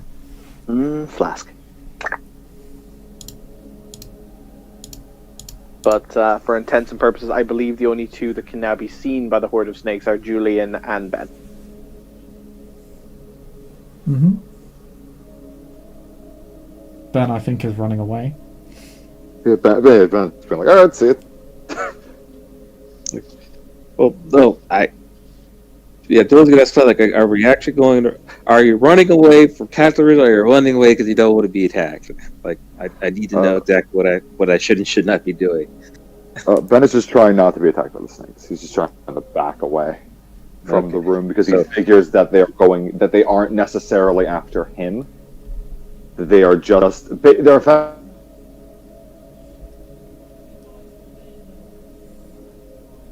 Okay, so that it's safe to say we are still in investigative mode. Yeah. All right. Yeah.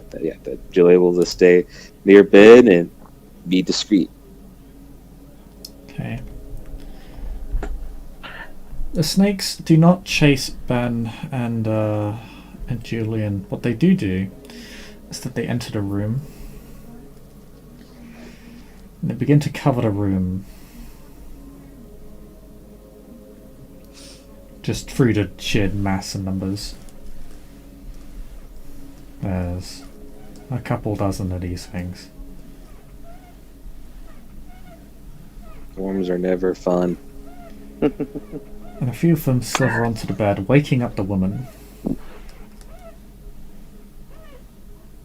Snake. Who juts awake.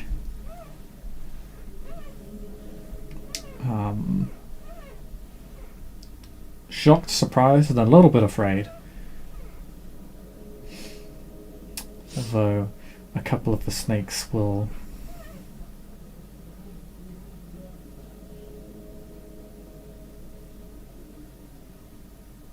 hiss at her for a few seconds. Can I hear what they're saying? Are you running away with Ben? I'm just curious if I could listen to the conversation from where I'm at, or if I can interpret them sounds. Not if you're leaving with Ben, and if you stay, they'll attack you. The reason they're not attacking you is because I thought you were running away with Ben. No, Because I'm assuming they haven't broken through the obvious gate. But no, if that's the case, then I'm with Ben because that was the plan that we agreed on. Yeah, they can. Yeah, because they can see Ben, so they can see you. Okay. She looks panicked.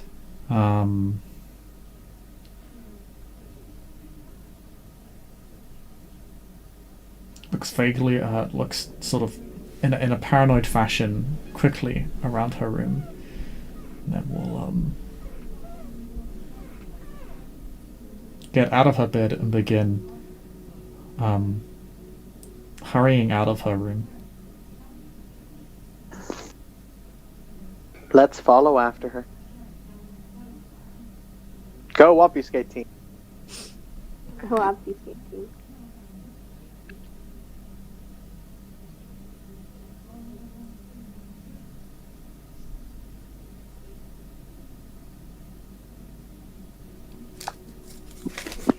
Actually, Chris, before we do, no, we'll just follow her. Fuck it, I don't want to fuck around with more aspects.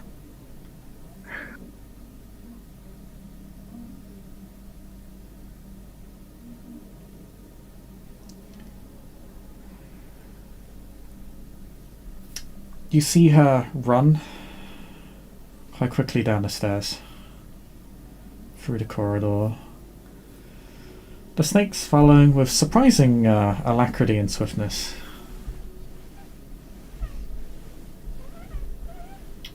Almost as if they're chasing her down.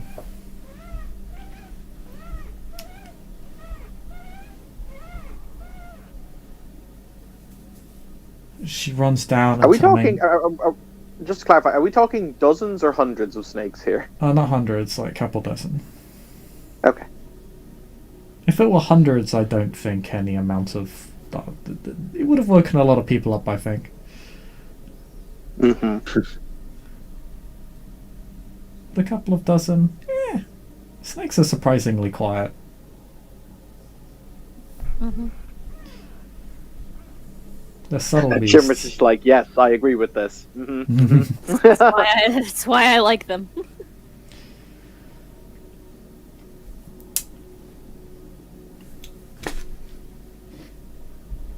She runs, she leaps over the reception desk and the door behind it puts in whatever passcode is needed to open the door, and some of the and the snakes follow through and chase after her.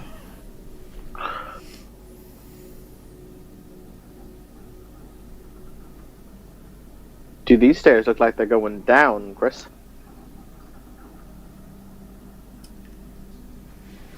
Well, it leads into the staff room, which leads into another room, which leads into a staircase that goes down. I will text the two above saying, "We found the way down. We found the way down.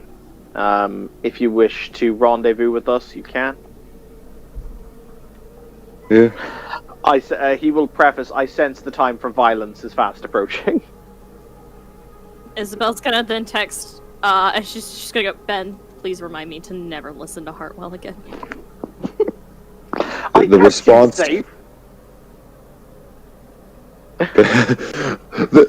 Ben's just like noted. Kept your punk ass safe. I wouldn't have been in the situation in the first place. Yeah, but now we know exactly where we need to go, so I consider this to be a win.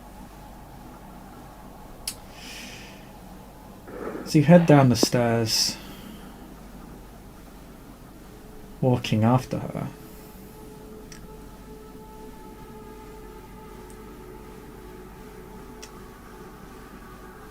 You find yourself in the basement plaza that mirrors the one just above it.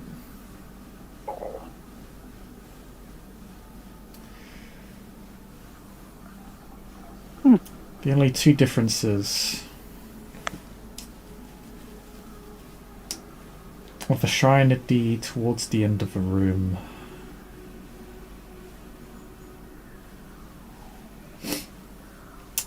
and the rather large snake pits surrounding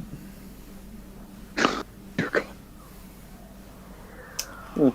You can hear quite literally hundreds of hissing sounds.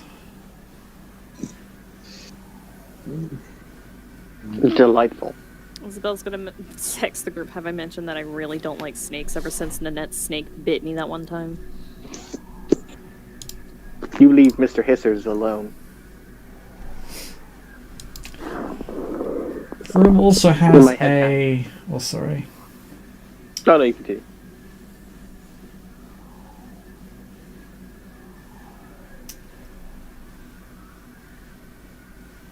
A green mist in it that just sort of hangs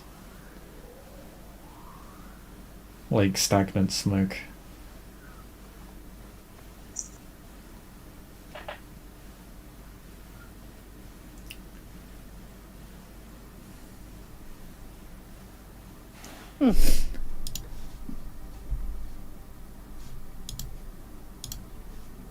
And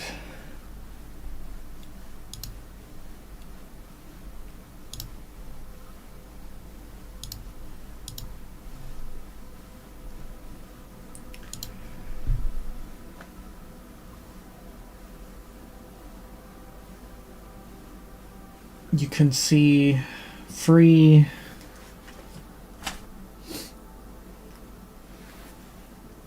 women standing in front of the snake pit.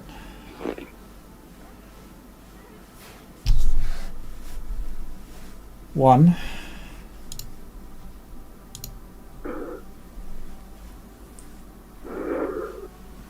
is a woman that almost looks out of place.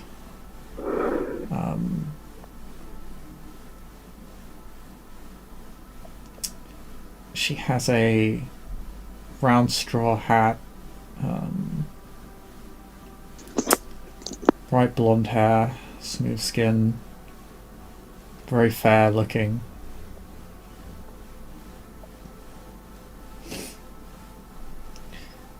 Oh, if it's that one, I kidnapped your ghoul. Black jeans and a simple looking top. The other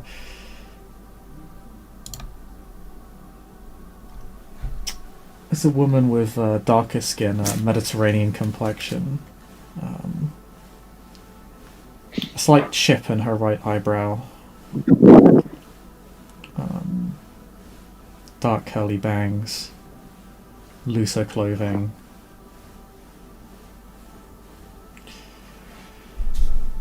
And the other, the most distinct, and clearly the most threatening looking, and by far and away the most inhuman. Actually, I should note, this woman also has distinctly yellow eyes that look almost reptilian. Ugh.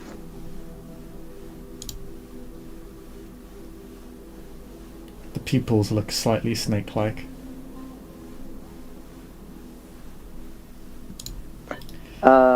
The other do is... they have predatory auras? Yes. The other woman is the tallest. Almost Amazonian looking in terms of height, but is otherwise quite slender. She doesn't really wear anything. It's her body is covered in scales.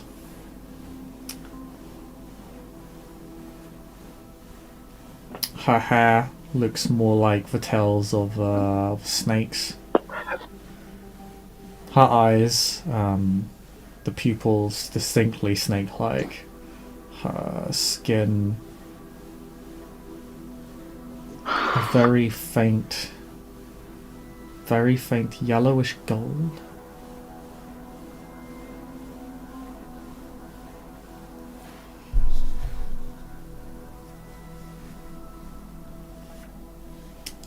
And very sharp, almost claw-like nails, and her teeth, they don't look like regular kindred fangs, they look more like a snake's. They look hooked.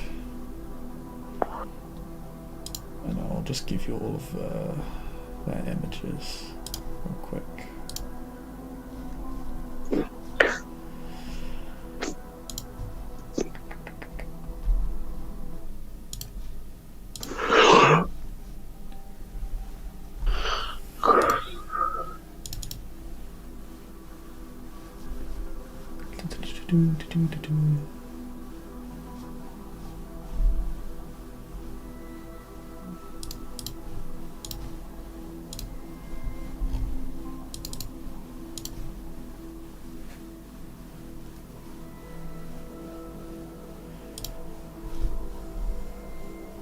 Oh yeah, I stole your ghoul. Sorry. Yeah. Yeah.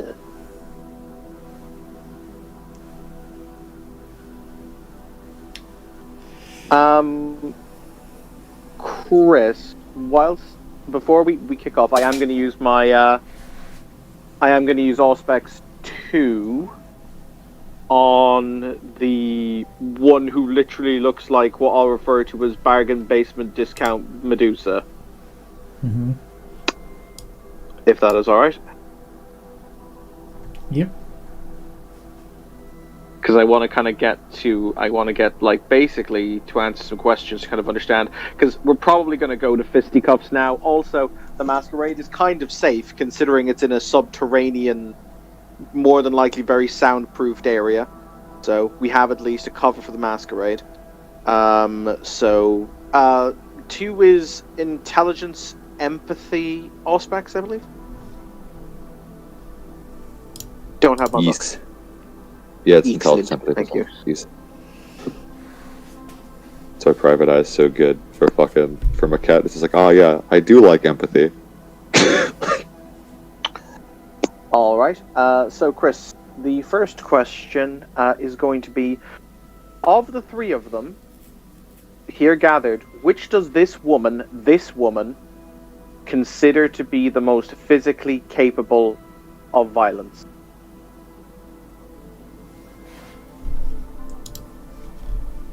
Okay.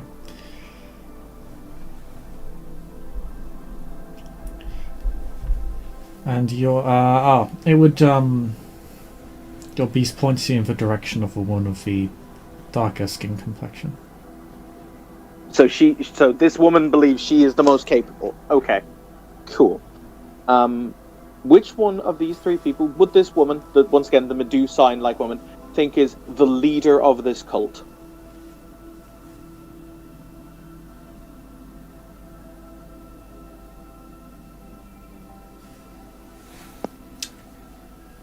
Herself. Excellent. Does anyone have any other questions they would like me to ask? Because I have 2 more. I guess less questions for them. It's more or less understand that we're getting ready to go down, but should we ask them any questions first? Because let's not forget, the main objective is to investigate and figure out what they're doing here and why they're doing it here. So if we need somebody to be... Okay, yes. Sorry. Hey, head of the cult, what is the purpose of your cult?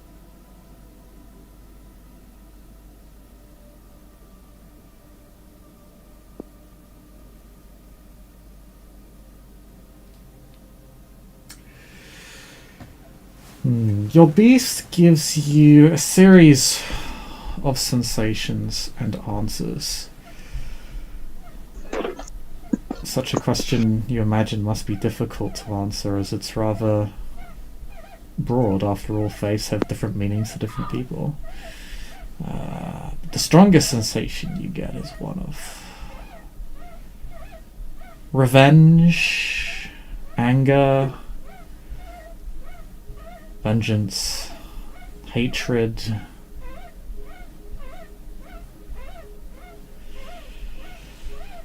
You feel a certain freeing sensation,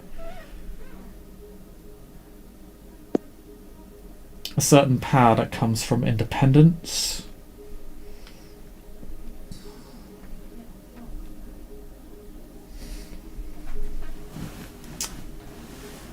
And old chains replaced with familial bonds. Okay. Do I sense that her anger and her wish for vengeance is directed at anyone in the city? AKA, does she have a particular axe to grind here? And is that why she created the cult? AKA, somebody has wronged me here, I will build this up to undermine them? No. Okay.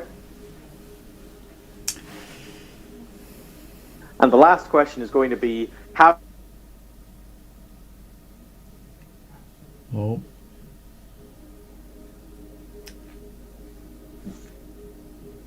I think you lagged out slightly, Evan. Oh, I said, the last question is going to be nice and simple. Have you bred an evil, giant, motherfucking, super death basilisk snake? No. Thank God. I'm not going to lie, Chris. I thought it was about to become the Chamber of Secrets up in here. It's fine. I'm not going Chamber of Secrets. Look, we need at least correct 5 for this and like a dozen willing participants. Then we got it. I mean, I'm just saying, like, she can have crew act 5. I don't fucking know. True. The But yeah. Yes, the most Gorgon-esque of a woman is just going to walk forward. Is going to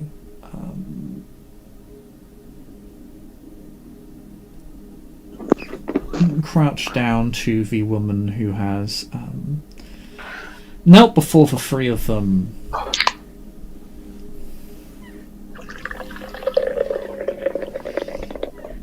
And is simply going to place her hands on her arms and pick her up and say, "Hush now, my daughter, everything is going to be fine." Oh, fuck. Medusa has 2 sisters, doesn't she? Oh yeah, supposed to be 3 of them. Supposed. Medusa is just one of them. And I guess too late now. But hey, which one actually has a predatory aura? Well, they all have predatory auras. I asked. Yeah.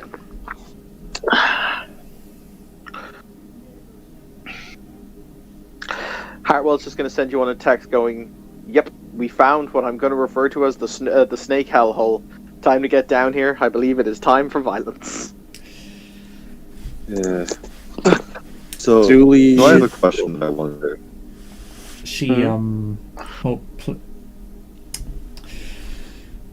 You see that the woman, or the Gorgoness woman, runs her claw-like fingers along the mortal's cheek and guides her.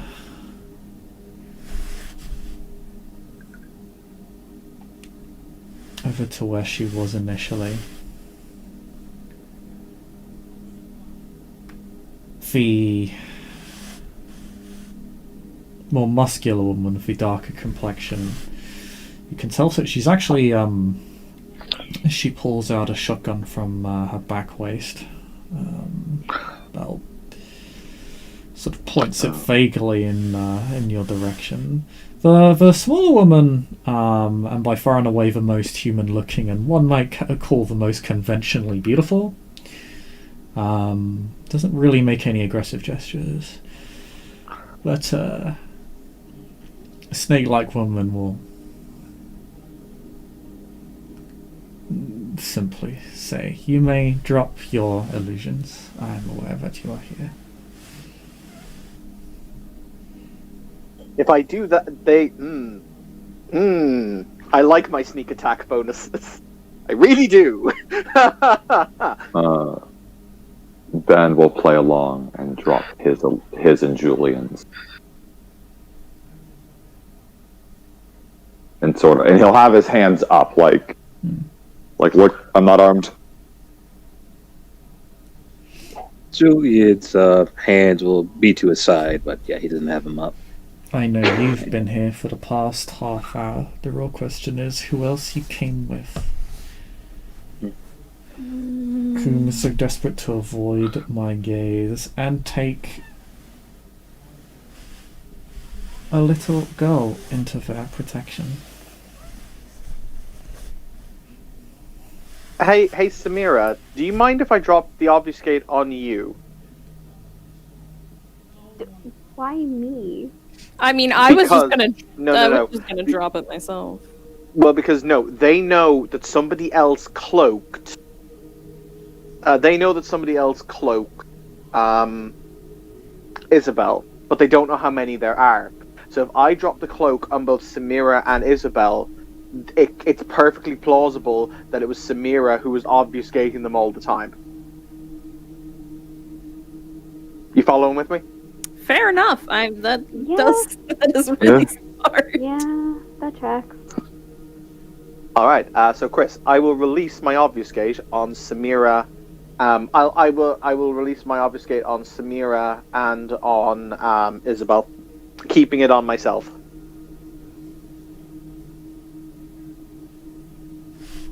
Okay.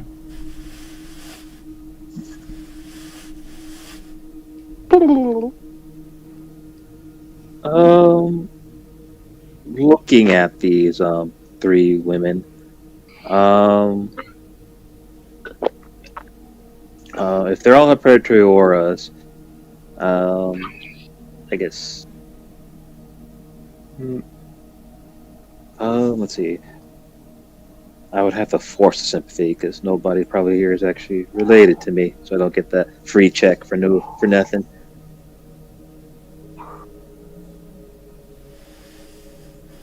But yeah, I'll spend the willpower to force blood sympathy, particularly the woman with dark skin. I'll give it to you. You do not sense any blood sympathy between you and them. Okay. No. Then, yeah. Jill will just simply ask, in a neutral but polite tone. It's we'll say,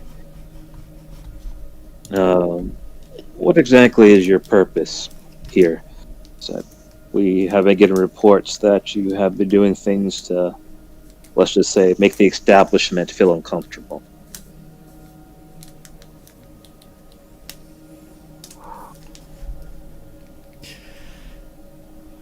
Well, the comfort of the establishment is hardly my concern. But if that is why you were here, breaking into my property, please let it be known I wish them no harm whatsoever.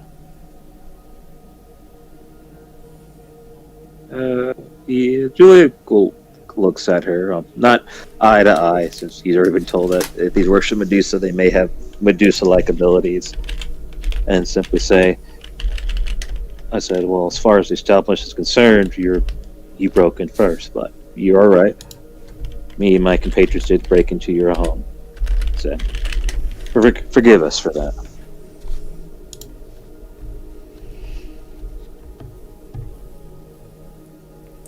I do not pride myself on my ability to forgive. She looks rather sternly at all of you. And I guess also this is an out of character question. Anybody else believe her words? I'm merely just talking to distract her. But if she actually speaks the truth, that'd be good to know. Ben can roll something. Well, that's sweeping footage. Yeah, you can all roll empathy if you like. Hell yeah, what's up that? Chris, just kind of important questions that we should probably all know. They're doing a lot of hinky shit here, like with blood sacrifices, with a lot of people. How close to breaking the masquerade proper, or breaking the tradition? Because it is called the masquerade in Requiem, isn't it? Yeah, it's still called a masquerade. How close are they to breaking it feasibly, like realistically?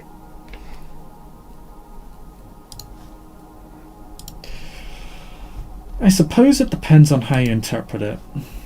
In some ways they could definitely be considered to have broken it because they currently have mortals under their sway that are likely not Gaul that definitely know of them. But it could also be argued that they're squarely under their control as part of a cult. Didn't actually hear my own answer, Chris, because Discord died. Sorry. It depends on how you interpret it. If you were to interpret it strictly, then yes, they have. If you were to interpret it more loosely, then they probably haven't. Because, like, honestly, like, even like in Julian's case, like creating the scales, I do have to get human test subjects. I've obfuscated as something else, but you know, and that's just a common thing. Just vampires in general, we gotta interact with humans eventually, and it's true. As far as like publicly on the news, this is just like this is a retreat, you know. And there might be rumors of people go missing, but people go missing at retreats and hell and shelters all the time. Doesn't mean it's absolutely supernatural. And even if it was cult-like, as long as they honestly don't see the Gorgon woman, they haven't broken the masquerade. This isn't beyond human capacity. Now, you know, the Invictus tend to interpret the masquerade quite strictly. They're quite famous for that. That's why they have so much power. So from the point of view of our paymasters, yes, this is a breach of the masquerade. The Invictus would perhaps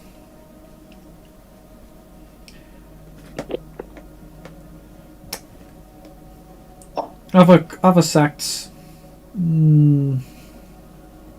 case by case.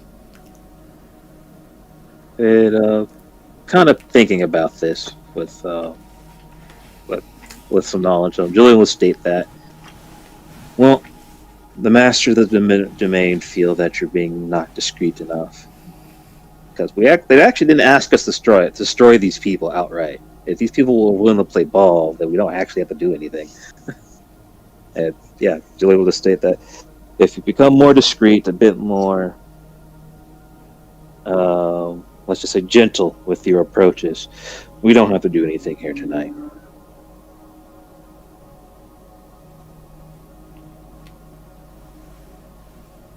Asking a cult about chaos to stop being chaotic, or to obey an authority figure. I love it.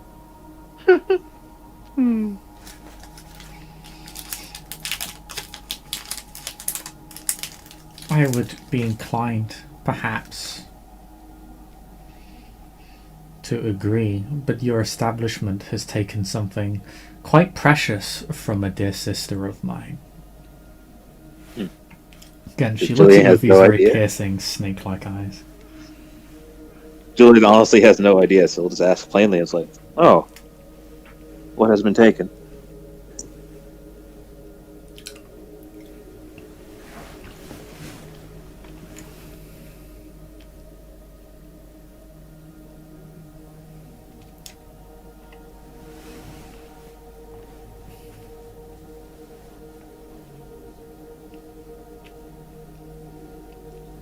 One of our dearest and most cherished of daughters.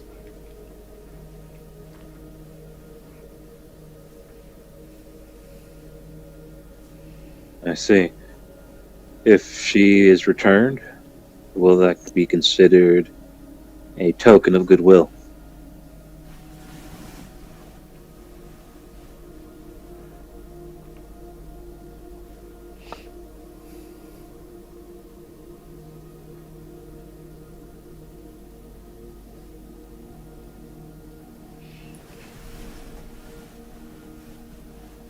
That would not even the scales for us. Well, what would?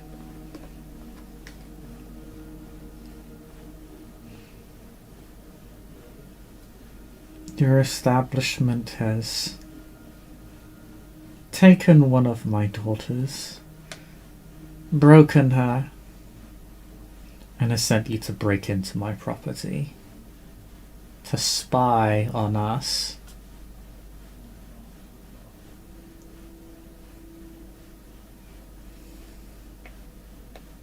And to most likely attempt to break us next.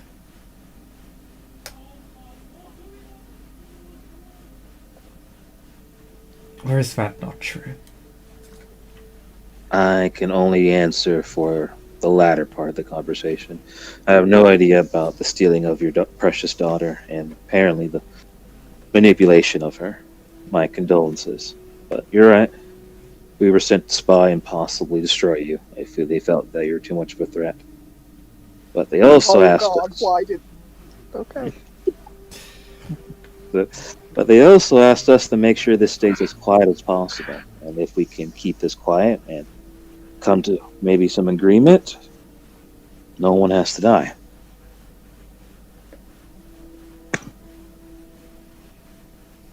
No. No one needs to die here. She...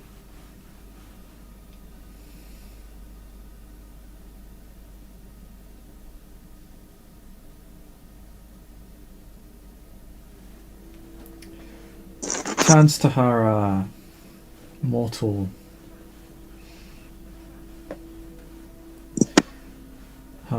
servant.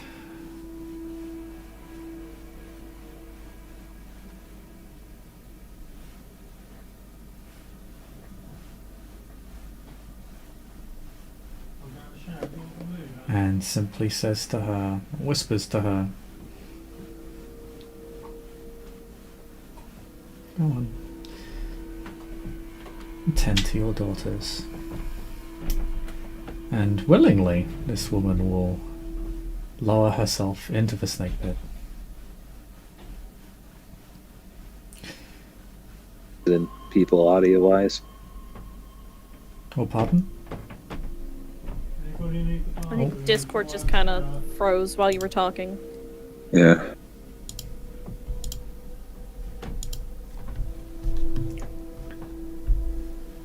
So did nobody hear me? It's not you, it's Discord. That okay. can happen. So. Okay. So, the woman did something surprisingly of her own volition. Yeah, seemingly. She lowers herself into the snake pit. You hear her squeal. But does she sound like she's harmed or just shocked? Well, you hear some of the snakes hiss. And I'm actually aiming right now. Are they hissing in irritation or just response to her presence?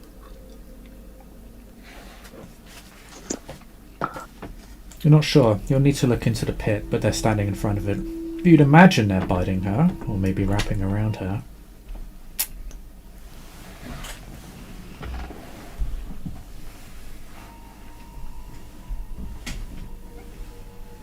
Okay. Do not look so startled. She is safest from you down there.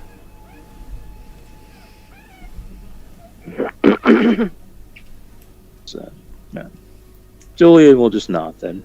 But I appreciate your honesty. It's such a rare thing in these lights. Everyone keeps telling me that. If you were to have told me anything else, well, I would have simply called you for what you were and killed you. You would have deserved nothing less. You probably still don't. Understandable.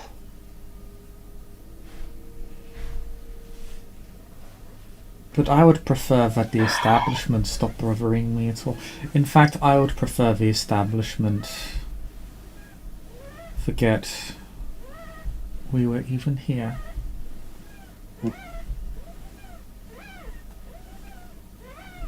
Well, I'll let you on one of the fortunate rules of being in this domain of recent. And there's a little bit of hostility because he hates the idea. They require all kindred that reside in the domain to play attacks in Vitae.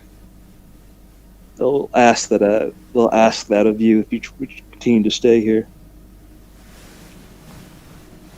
If not, they'll probably just try to run you out, which again, I personally don't necessarily want to do, but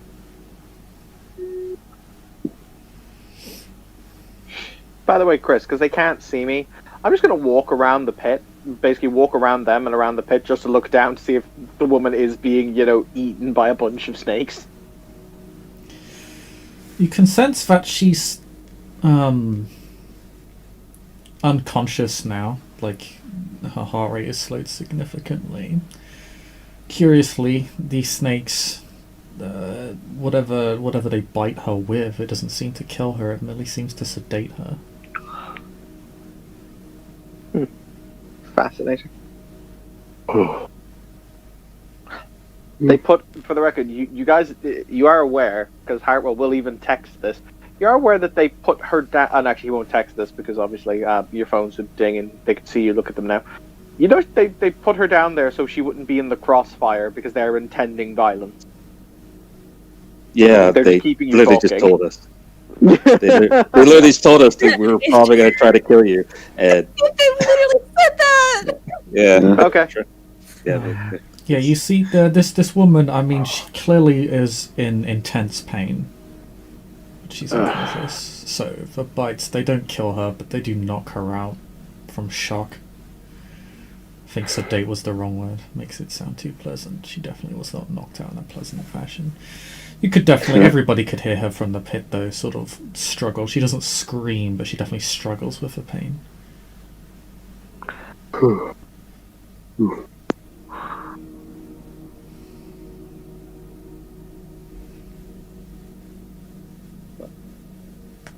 So, with that information in mind, what is her deal at this point?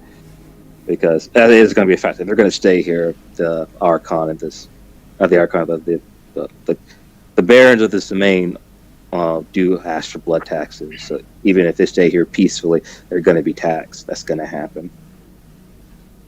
Well, what are you telling her?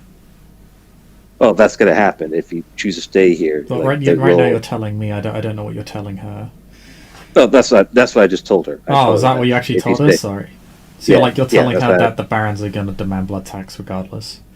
Yeah, if you choose to stay here peacefully. If not, they'll try to kill you or run you out.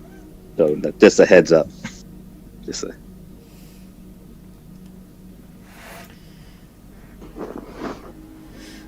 Well, perhaps.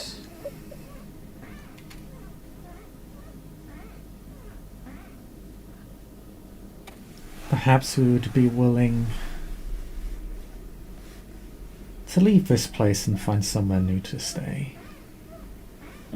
And you simply find very little to substantiate the claims of whatever your most august Archon had discovered. Julian will not. So as long as you leave peacefully, I'm very sure they'll have very little protest. Hang on, important point. I think you may have just misunderstood what he said. He said, "We'll leave if you lie to your Archon about what you found." Oh, as in like if this is a. They're basically saying. Well, to be fair, I haven't finished. And perhaps those of you who agree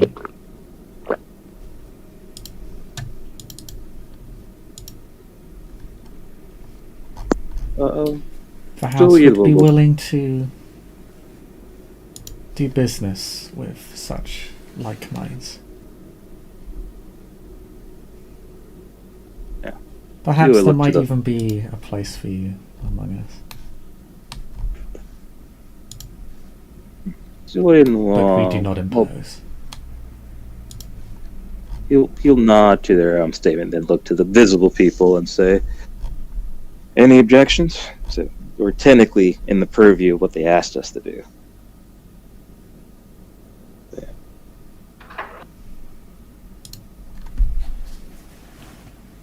Oh, fuck. The House of Free can do far more for you than an ungrateful and obstinate princedom that does not care if you live or die. At least we would deal with you honestly. Excuse me.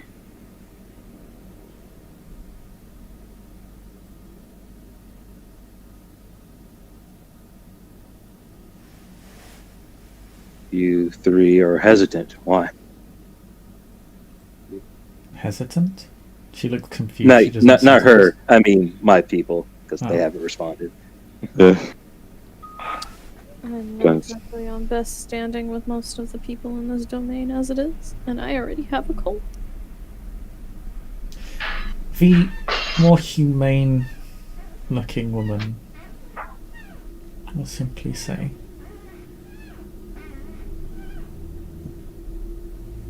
We do not impose. We are not asking you to join us. We would never do that. All we would ask is that you look the other way, and we would honor that debt in return. A much fairer deal than anything your princedom could no doubt offer you, if they have offered you anything.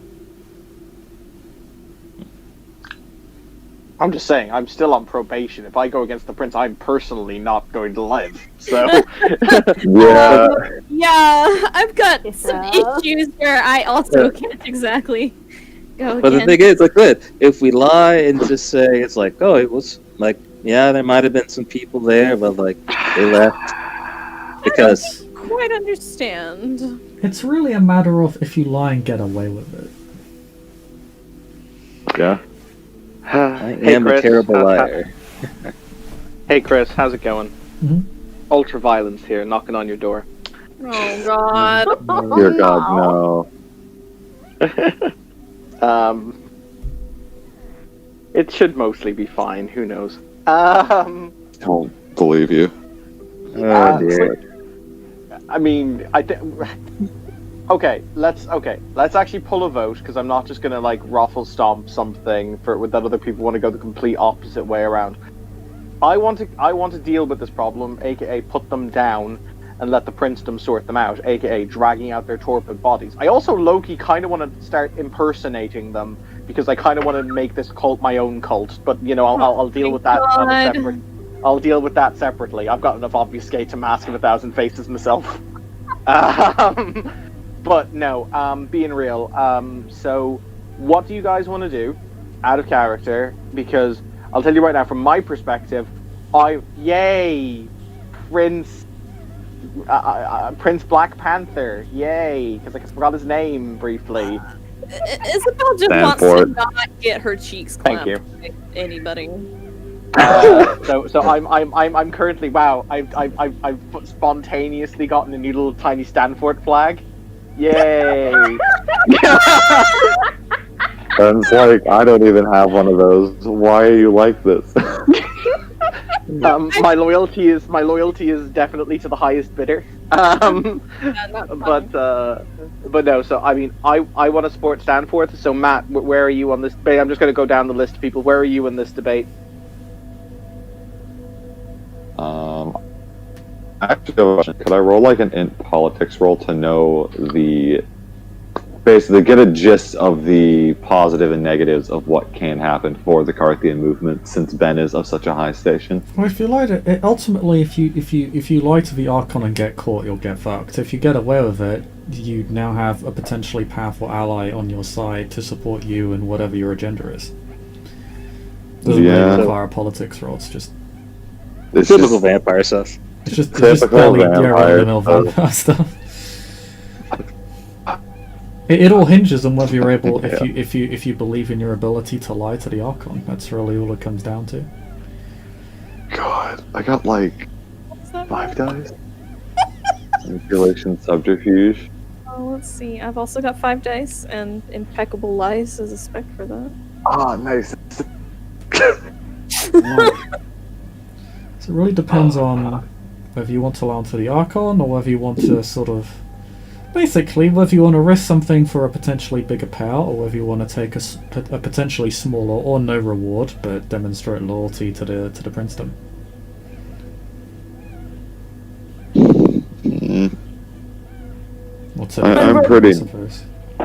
I'm pretty neutral. Okay. Ben is Isabel is firmly on on team ass cheeks not getting clapped. Yeah, I've already pissed off one half of the princedom. I don't want to piss off the other. And I'm still lying to that one half. So yeah, I would like to not get my cheeks clapped, please. Thank you. All right, Julian, how are you feeling on the topic? I'm willing to make the deal. Well, Julie doesn't tell me, but he hates the new system. Like, it's dumb. He thinks it's just ridiculous. And okay. I have no real care for the Invictus. And if we could get this done peacefully, since these people seem to be of right mind and body, why not? Okay, so 2 voting for the ass clapping, 1 abstaining, 1 against. Samira, where are you on this debate, or do you care? I don't really care. However, think about it like this: Gorgon test subjects. Okay, I do like that. God. Oof. All right, so I think the Yeah, I because like Ben did want to make that connection with the Lankea, and this is the Lankea Archon, right? No. This is the person who. No, it isn't. However, purging a blood cult of batshit crazy Gorgons is probably going to get you in good with the Lankea anyway. No, I know. I just remember it was like the Lankea Baron was like, "Hey Ben, can you investigate this? Because you're like nothing." All right. So Chris, one important question for you, because I can walk around them and I can look at them. The woman who has the shotgun, and who clicked the rounds with the shotgun. I assume that she has ordinary rounds on her person. I don't assume she has dragon's breath rounds. Correct or incorrect? You don't know. Okay. And, looks and whispers are passed. And Julian is visibly disappointed. All right. But he'll state, unfortunately, it seems like we're going to take the safer route. I tried.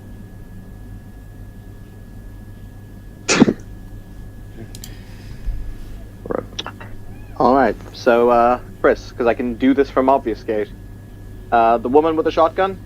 Mm-hmm. Let's make our first sneak attack of the evening. Okay. So I have to, once again, I'm without my computer, so I do have to do this math correctly. I do apologize. So it is, she doesn't get her defense because she can't see me.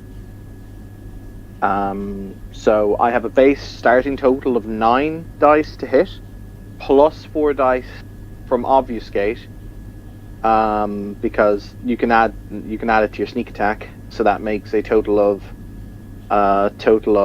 13 dice. I will spend a blood to bring me down to 9, for an extra 2 dice, which will bring me up to a total of 15 dice. I will spend a willpower for an additional 3 dice, that will bring me up to 17 dice. You were at 15. You spent the willpower that gives you 3 dice. So 18 dice, and I will spend my second blood to activate my vigor as I punch her. I'm just going to go for a central mass. I'm not going to bother for anything fancy. Okay. You so King Crimson this woman. We can. She's a Ventru. They have resilience. I need to do a lot of damage. I know. But you're King Crimsoning this woman. Yes. For the record, I now use Tiger's Claws as my weapons because they are mechanically slightly better. Okay. So he is going to basically punch into her chest with the Tiger's Claws. So that is 18 dice. Roll 18. I think that's it. Yep. That is a tragic roll. That's really sad. tragic. Oh well. So that is 4, 5, 6, 7, 8, 9, 10. Chris, that is 10 lethal damage to her. Okay, 1 second. Ben's gonna try to obfuscate. Ben is like, I'm gonna be a bitch. You can't obfuscate, she can see you. Oh, I thought rank 3 was vanish. He was vanished. Yeah, but she can piss you obfuscate. Like, you can't, like, to quote, reset.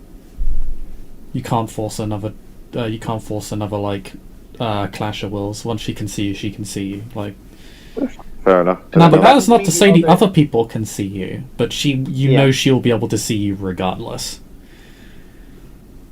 Yeah. So you may be able to trick the other kindred present, but you know you won't be able to trick her. Like, now that you have eyes on her, you know she's the one who can see you, and that you know you wouldn't be able to you wouldn't be able to, like, force another clash.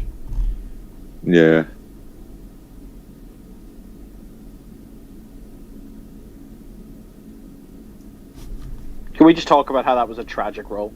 It was. That was pretty bad. bad. Yeah. That was a lot of dice. You were like, How much it's damage time for was my it? show. You can.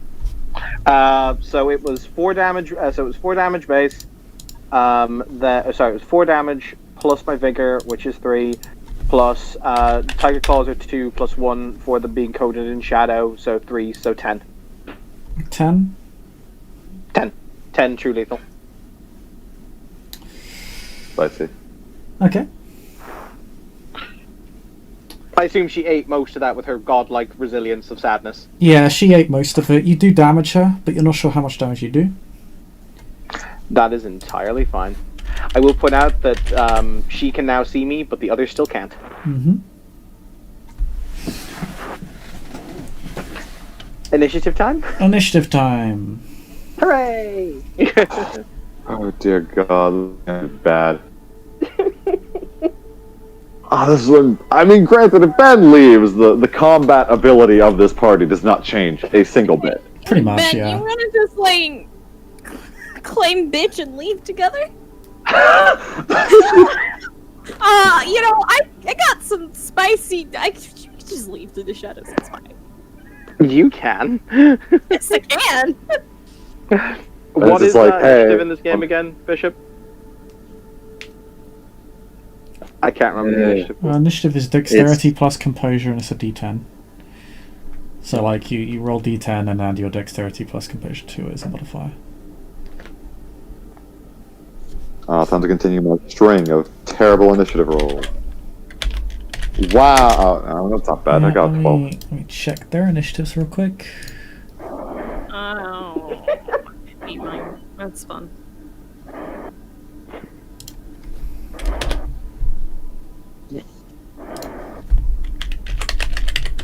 Oh, I did that entirely wrong. Oof.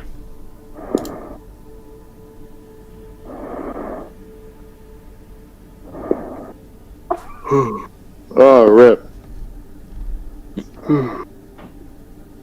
That's an 11 for me. It's not terrible. Yeah. Got an 8. I got a 12. Oh, as an aside, got the a woman 12. you struck, Evan, is wearing a flak jacket. Oh. Did I know that before I punched? 'Cause now I feel dumb. It's fine. It doesn't negate that much damage. Okay. Also, I hit it with the strength of God. Does it break the jacket? Yes, although, funnily enough, her skin is harder than the jacket. That The bitch jacket. took that and looked at you like you were dumb. Could I have everybody's initiative again? One at a time, please. For Ben. I got a 12. Okay. Hartwell. 11. 11. Okay. Isabel. 8. Okay. 8. Then me, I had 6.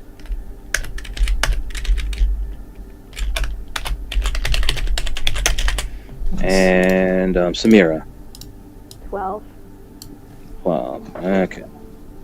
Alright, then NPCs. 1 second. And I will name them Gorgon 1 through 3. Unless you have descriptors for them. Big Gorgon. Small Gorgon. Shotgun Gorgon. Okay. I think Gordon's- Shotgun Gorgon is B. Now understanding that there's there's no point in shooting anymore. She's going to do something else, which is going to be fun. Yeah. Okay, so I'm not going to give you their names because they're overly complicated. But I have Gorgon with shotgun, I have Gorgon 1, then the Gorgon 3. yeah, Shotgun.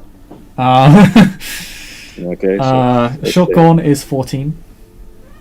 okay. Gorgon short is 14. Blonde Gorgon is 12. And full Blonde Gorgon is 10.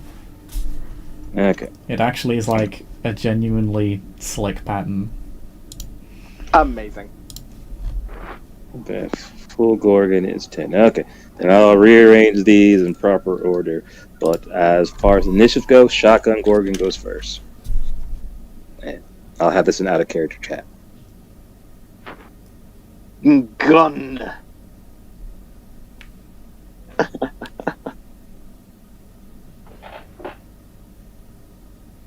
Fuck, you talk, why the fucking ghoul? If it helps, I'm already planning my Nosferatu backup. Bully! Fuckheads had to fucking kidnap the goddamn ghoul. Damn right, we did. And I do it again. Damn it. I'm still editing this, but Chris, do you just want to do for ties, players go first? Let's see what we got here. Samira, Blonde players always Gorgon. go first. Okay, yeah, good. All right, then I'll have Vin, then Samira, then Blonde Gorgon. So, after. 1 second, I'm just gonna correct this slightly just for the sake of. Yeah, so I made a boo boo. I pressed enter too soon, so I'm editing it right now.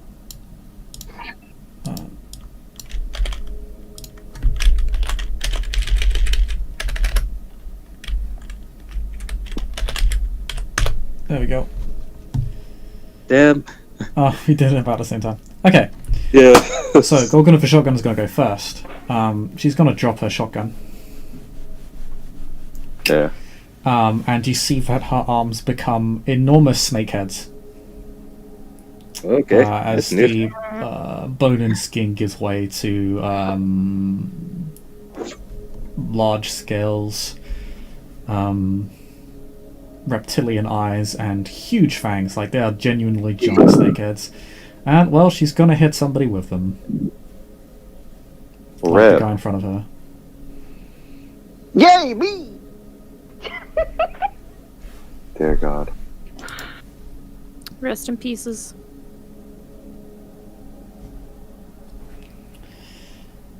Yep. I'm more worried that her snake fangs are going to be poisoned. So it's not like, oh, I don't have to do it. I just have to do enough damage for it to get through.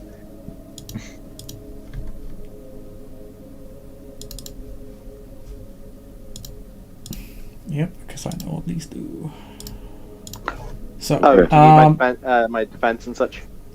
what is your defense currently? 5. 5. Okay. She has. She's not using her preferred weapon.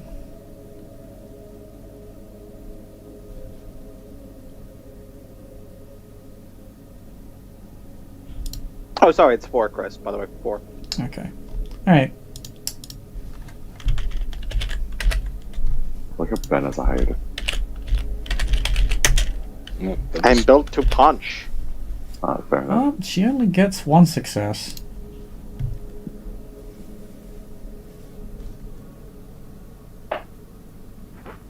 Hooray! However, there are a couple of something occurs when she bites you.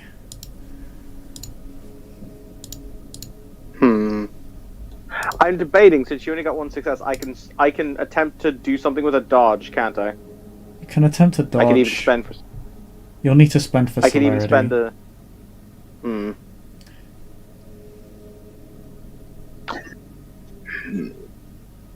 But you need to declare that, or you need to take a celerity action to dodge, like beforehand. Okay, in that case, please go through with the damage. It's fine. So it doesn't actually do much damage. Okay. However, she. Okay, now I need to look up the Chronicles of Darkness book. Well, how much damage does it do? Because she mightn't be able to pierce my skin. 2 damage. I'm going to spend a blood point for resilience to automatically soak 2 plus 1 for my armor.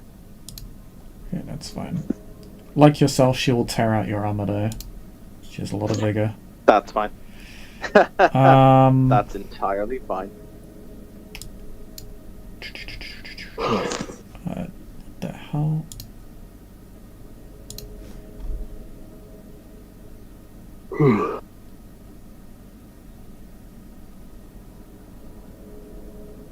Wait, why didn't we just lie to her and then go tell the Archon?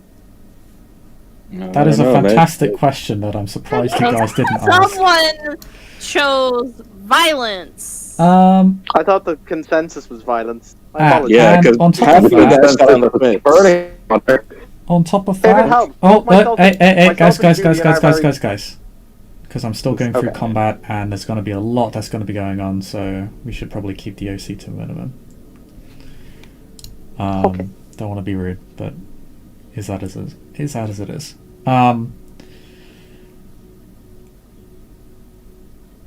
You also take 1 point of bashing damage per turn, as you now get the moderate poison tilt.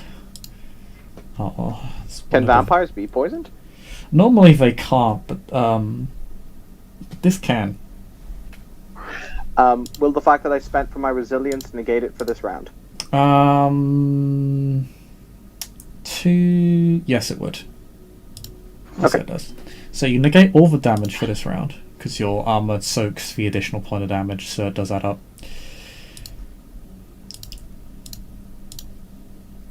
It's also only bashing. It's moderate poison. Cool.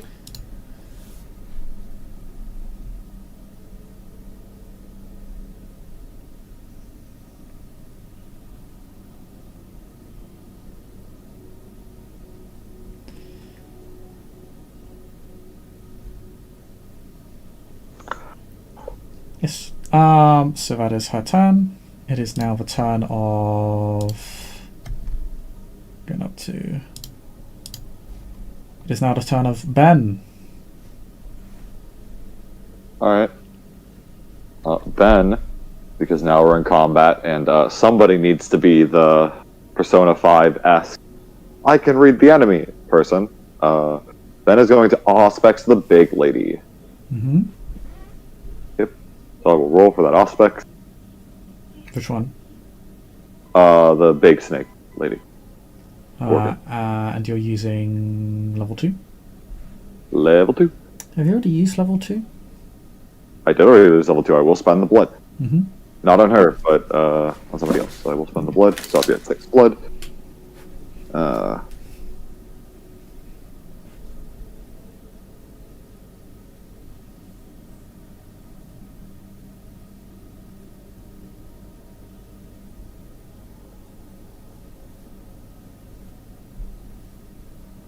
Got 4 successes.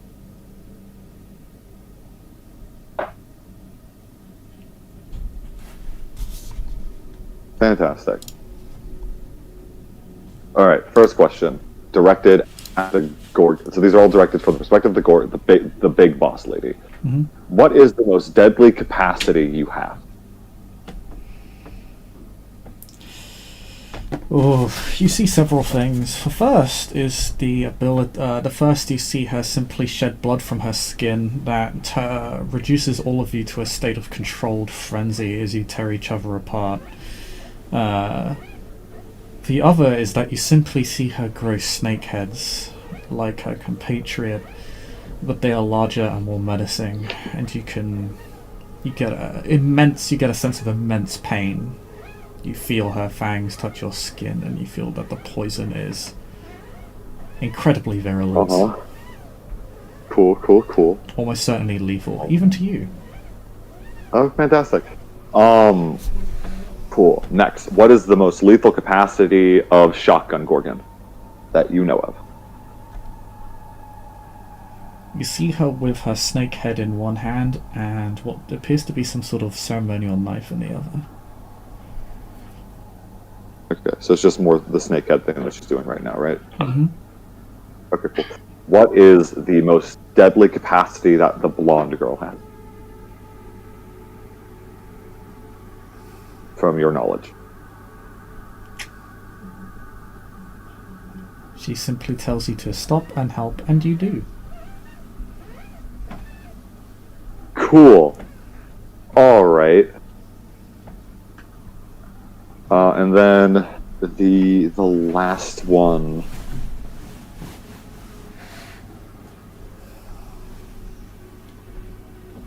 Are there snakes guarding the exit that you know of? Or do you intend to put snakes to guard? I can answer the second question, not the first. Are you intending to put snakes to guard the exit? You see that she sends the snakes to attack all of you. Huh. Then not a preventative measure. Interesting. Cool. Ben will inform everybody else of all of this. And he is going to say, like, we should flee. All. And Ben is just gonna, you know, is going to stand. Ben's just gonna leave. I'll be real. Ben wants out. Ben can't do much in combat. Like, I have 2 dice to do things in combat. I'm not doing shit to Ventru. This is the Ben is going to inform the Archon. This is the most maquette response, and I respect it. Ben's leaving. Ben's like, alright. Ben's like, see ya. And then, to be fair, you do constantly refer to Chabit as Goon Cat. I'm just saying this right now. Yeah. So Ben is leaving. Okay, Ben is going to run. That's fine. Are you going to obfuscate? I already spent my action to use Auspex.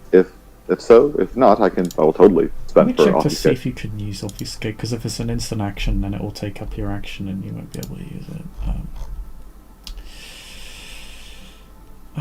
Obfuscate. No, you can just, as long as you have a vitae to spend, but I think you've already spent your vitae, so you can't. You will be able to do it Nope. next round. It does not count as an action, no. so you can just use it like that. Sure, yeah. Cool, yeah, so Ben will just... Ben's just like, what's like, I will inform... Ben's like, I will be a good law-abiding citizen of the domain, apparently, and tell the Archon. Y'all have fun. Well, not, he won't say that, but like, y'all have fun, bye. Okay, Ben begins to run. And it is Samira's turn. Alright, looks at Ben running like, maybe I should do that.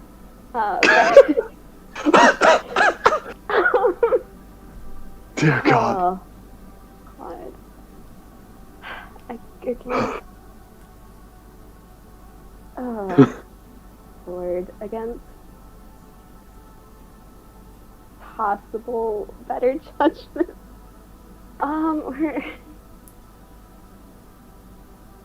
We're gonna go punching.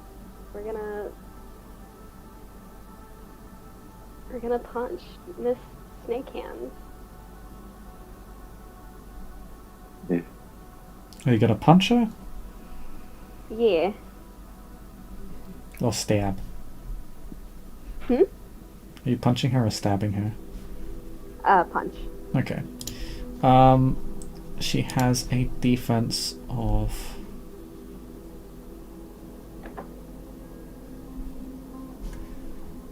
1 second, let me double check.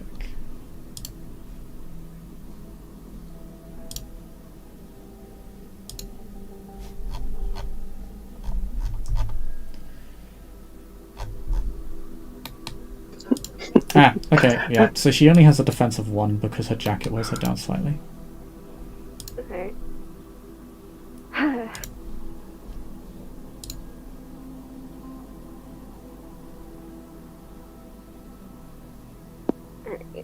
See. I'm gonna spend a willpower. Oh yeah, because I gave you, in a previous scene, I gave you one of the shadow weapons, didn't I? Oh, did you?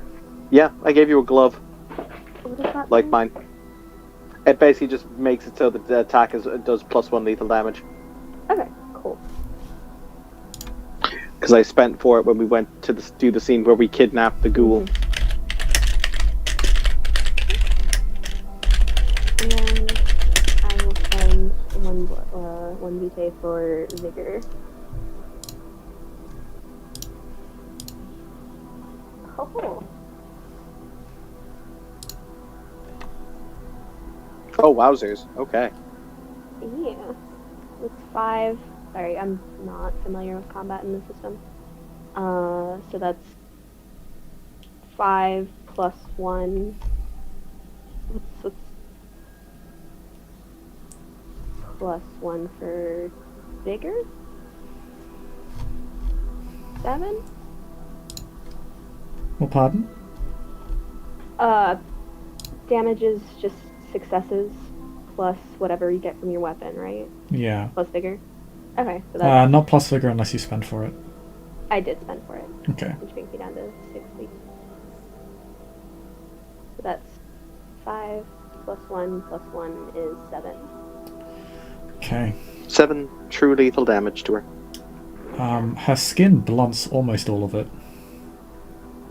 Owie. Infinite sadness.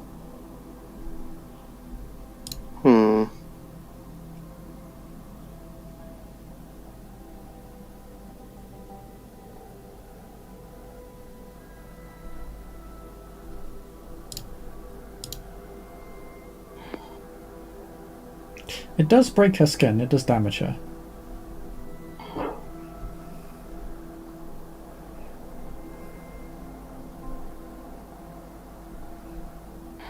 But despite the remarkable, it's in spite of the remarkable precision of your attack, it does surprisingly little damage by comparison.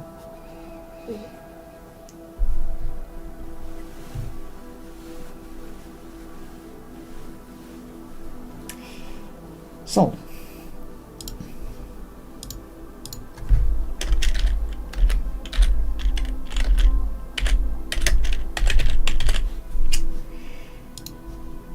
I believe it is the turn of the other Gorgon. Blonde Gorgon. Blonde Gorgon.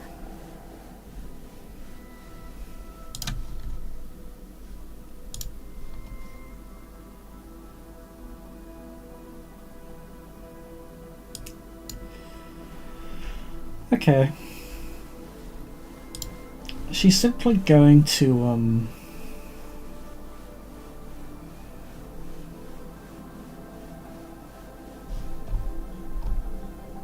she's simply going to look Julian in the eye and tell him to flee.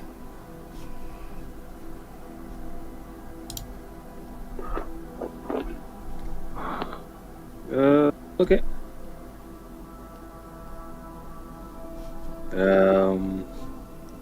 Yeah, time to do the things.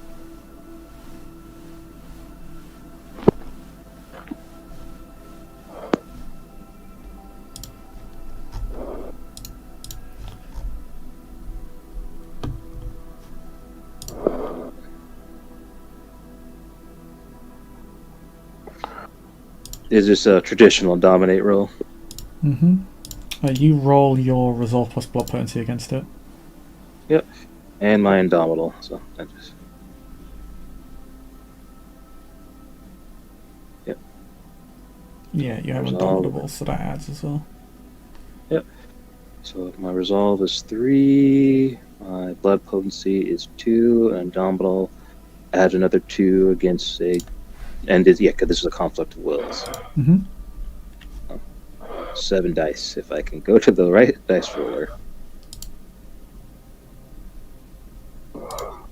Resolve blood plus potency plus iron will. Yep. That's 2 successes on my end.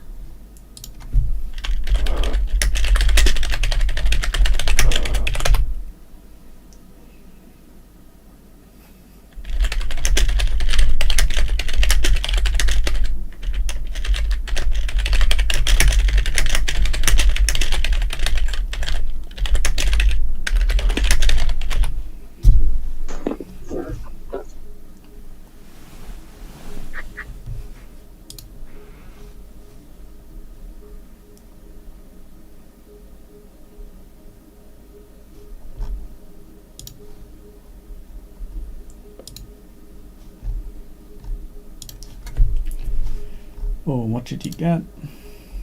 I had 2.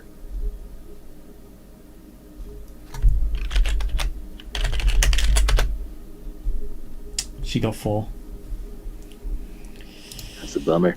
Yeah. So, am I to leave and forever to return, or I'm forced to leave to a certain point?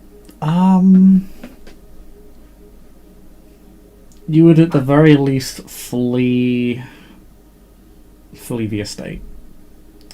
It's Yeah. only I a believe, mesmerism. though, Oh. I was going to say, I believe that in the event, because I know Julian's specific thing, if he goes into frenzy, the dominate doesn't have as much effect, does it? He could, Yeah, but he could try and I have start a a trick. frenzy. That's true. That would break the dominate, but then he's also in frenzy. I do have typically control my frenzies, but I wasn't sure if I'm allowed to use that to counter it now or later, so that's up to you, ST. You could use it to counter it now, of course. Once you're in frenzy, you can't just come out as easily. If I wasn't me, I could. But said level 5, baby. That's true. So yeah, then I'll spend the willpower and then roll to ride the wave. Okay. Fucking love Coil of the Worm, man. It's my That's next good. coil. Great. Yeah, it's nice. Of course, she can still dominate you while you're in frenzy to do something else. Yes, relation it to is that. harder, but it's still possible. Yeah, I think it takes like a -3 penalty. Yeah, it's a penalty pool. It's not. I know in other games, other systems, it's negated absolutely. But try to remember, it's my wits composure, or add it. Pick it up, bloody sheet. You also get to add all of your Coil of the Worm to it.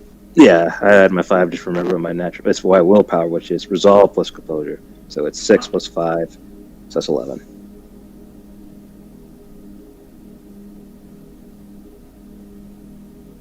And No. probably help if I rolled it right. All right.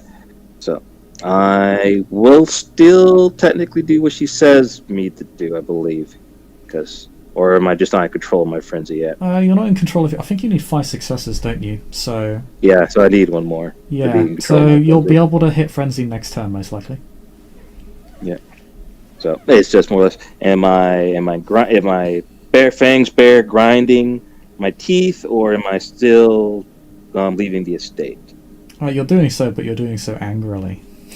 Yeah, so yeah, I am still leaving, but I'm at the cusp of fringing. So, Yeah. So I You're do still not begin quite. to- Your beast isn't in enough control yet to break the dominate command. But it's Yeah. clearly Alright. it's clearly a command in contention. Okay. And let's say this now. Once I make the other roll, I'll bring out my special little teething needle that I stab myself, so I can go into the super frenzy. Super frenzy. Super frenzy. Okay.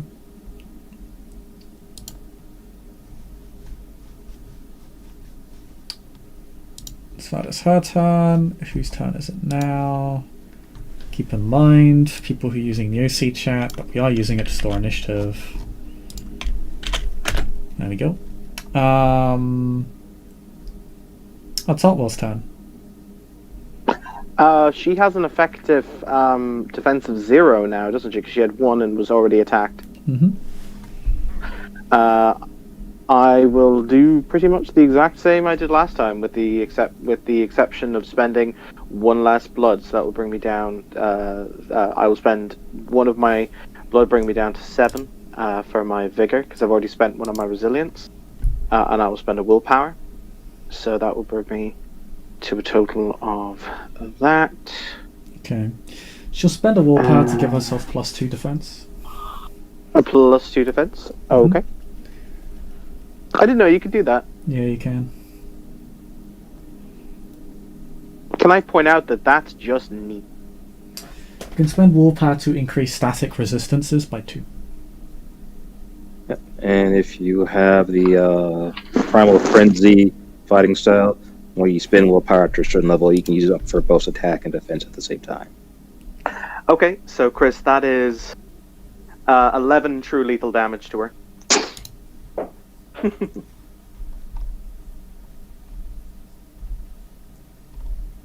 Cartwell hits like a Mack truck. Still not enough to down her, though. I beg your pardon? Still not enough to down her, though. No, but she must be looking pretty fucked up by now. Yeah, that did hurt her significantly. Because I've kind of got the figure. Because basically, if 6 is needed to hurt her, then degrees over, and so I now know the number. Sorry, continue. Okay. It is now the turn of Drew Gorgon, and I know exactly what she's going to do. What's your defense right now, Mr. Hartwell? I believe it's free now? Yep. I will point out she can't see me. It's true. So I know what she's going to do instead. Cool. I was just saying, because it does impose the blind penalty on her. So, additionally, continue.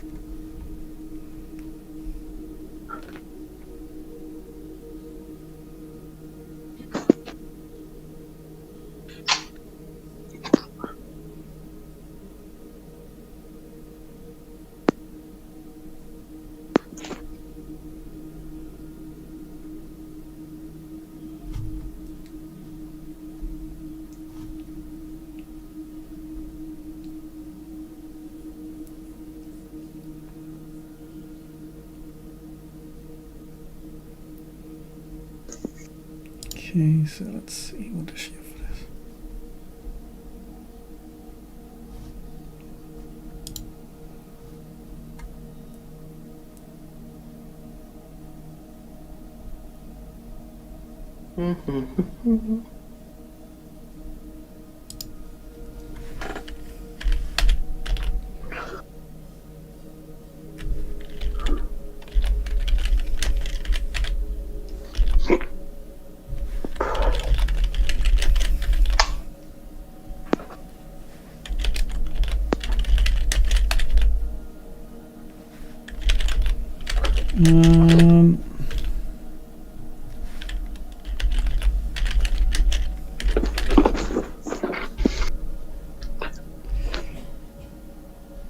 Yeah, I think she'll just go to hit you, actually.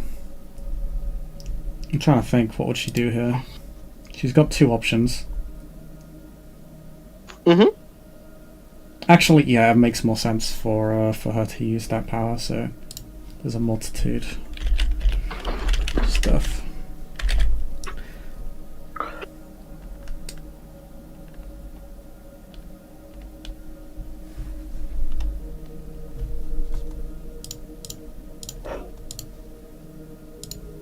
Because she can either hit you, or she can do,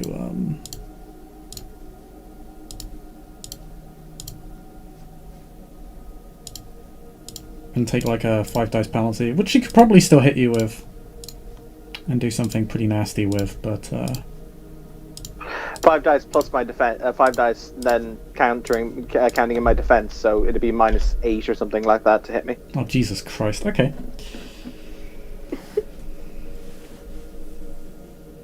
He either did really well or really badly. Well, she, I was just reading the ability. So she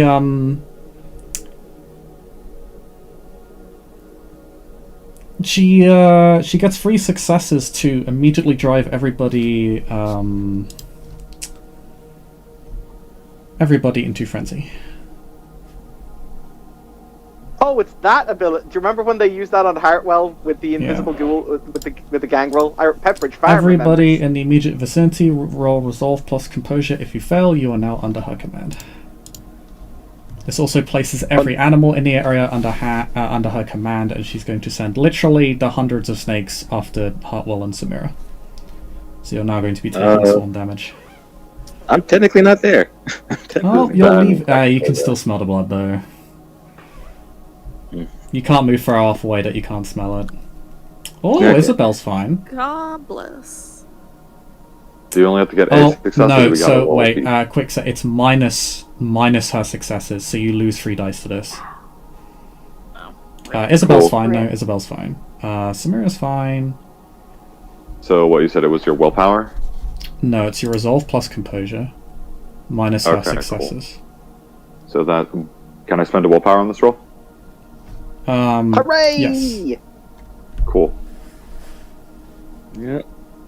I don't know if I want to spend my last willpower on this. That would Okay, probably be a that's good idea. So yeah, I will spend my last full power on this.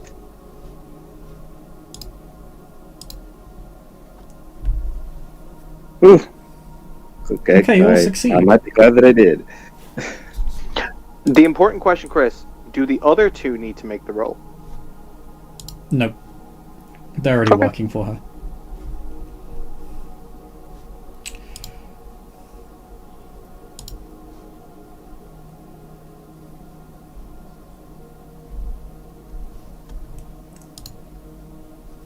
Check, is this an instant action? I believe it is. Yes.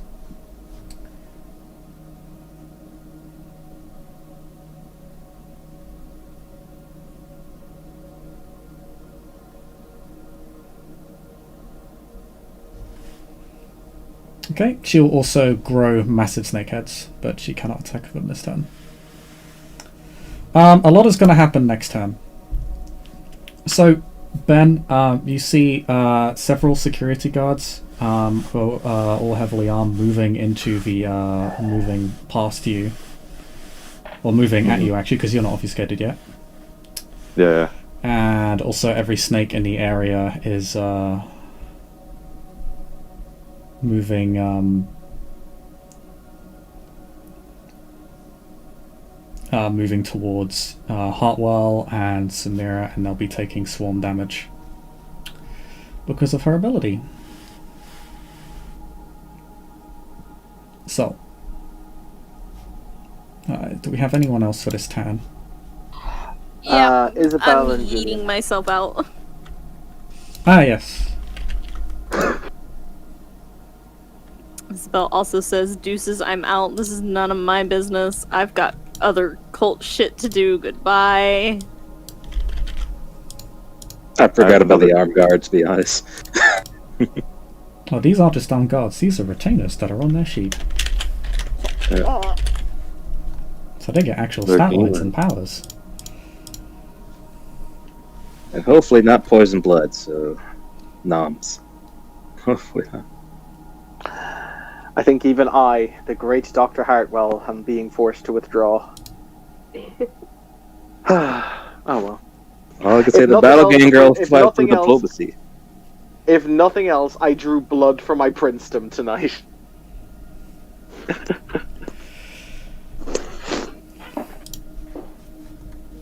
As it turns out, this may in fact be their domain. Well, actually, I guess, yeah, did her feeding grounds actually affect this animalism check? I don't think it does. I think it just affects predatory aura checks. I believe their haven affects things, certain things, but yeah, it doesn't affect the animalism. Oh shit, they do have Haven. Fuck. Yeah. I forgot about Yeah. that. All the numbers in the new Chronicles of Darkness system. All the numbers. They actually have, yeah, a safe place, and so all of their initiative should be going up. Yep. 1 second, let me check those merits real quick. Because they do actually I have think those it's on safe their to sheet. say most of us are gonna run away, so he may not eat it. Yeah, they may not need it.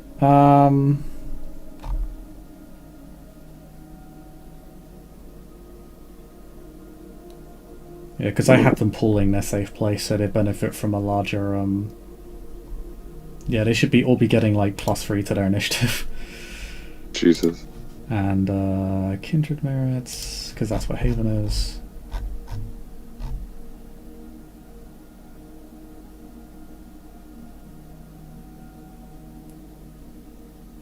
And Haven isn't useful here, it's just safe place.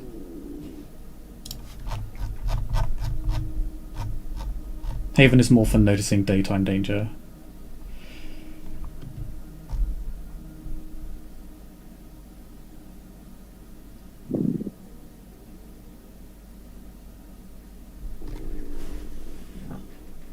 Yeah. Okay, I'm just gonna buff all their initiative by 3 then. Which puts them basically above all of you, I think. Yep. Lady Gorgon does go above us. Red. That's okay. Reap. So fortunately for you, snakes don't do much damage. They only do 2 damage. And it's bashing. So Well, I was going to say, do they do it on this turn or on the next turn? they'll be doing it. I'm going to be applying it at the start of next turn. I'm basically applying it at the person who's controlling them, their initiative. Okay, because at the beginning of the next round, considering we've now gotten to the end of the round, because obviously Julian is currently fleeing, I would like to spend a blood point to move to the top of the initiative, because I can. Mm-hmm. And then I will activate Celerity, because only one Gorgon can see me. I will activate Celerity to increase my movement speed, and I will flee. Okay. Picking up Samira as I go. Yay. Alrighty. I do have quite a lot of vigor, so I should be able to carry her quite easily. Alright, in which case we'll just exit initiative. Although, Julian, you're committed to riding the wave. Yep, I am committed to riding the wave, but I did not technically give my piece of command yet, but I am still riding it regardless. Yeah, you have to, you've committed, so you have to make the check now. It's the problem with riding the wave. Even if fight does call the worm, if you ride the wave, you have to ride it. Or succumb to it, but you can't not frenzy. Yeah, exactly. So, yeah. So you can't give your beast the goal to just get the fuck out and just follow the command, I suppose. Yeah, with the final bit, the beast and I have a conversation. Like I said, both of us probably did forget. Like, oh yeah, there are humans up here. It's not just these vampires. Like, that's a lot of people, and everybody else is leaving us behind. So, we both disagree on this, but just like this idea, we both probably come to agree. But we should probably leave for simply survival's sake. Everybody scatter! Pretty much. Ben, you're not an obfuscate yet, so I'm just gonna have the guards that are rushing down shoot you once. Sure. Your defense is quite good though, but they're gonna shoot you. Defense of 5. Well, defense doesn't matter for gunshots. Celerity does though. Celerity does. So what's your celerity? Celerity of 2. Okay. One of them hits you for the pistols. Okay. Apparently I need to stay off of YouTube. Castlevania spoilers all over the place. Right. Okay, so one hits you for 5 bashing. Ow.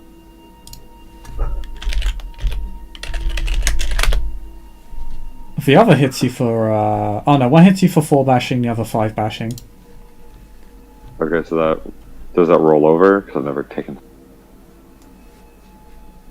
Because that's most of my health. Yeah, that's gonna roll over. So that would be a lot of lethal.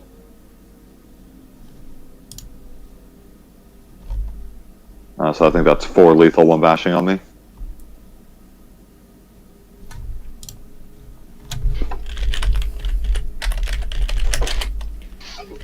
And the other does 3 bashing. To me? Mm-hmm. Everybody else is would put me- celerating or obfuscating. I think it's like just you. Oh no, they'll shoot at Julian. Nah, Julian's too far down. You're running at them. Or can I use celerity? Because, like, to just book it. Oh, well, no, because that would be a masquerade breach. Is there any way for me to soak the damage? Unless Like, you have resilience, I- really, no. Oh, I guess I just... Because, I take another 3, so would I fall into torpor?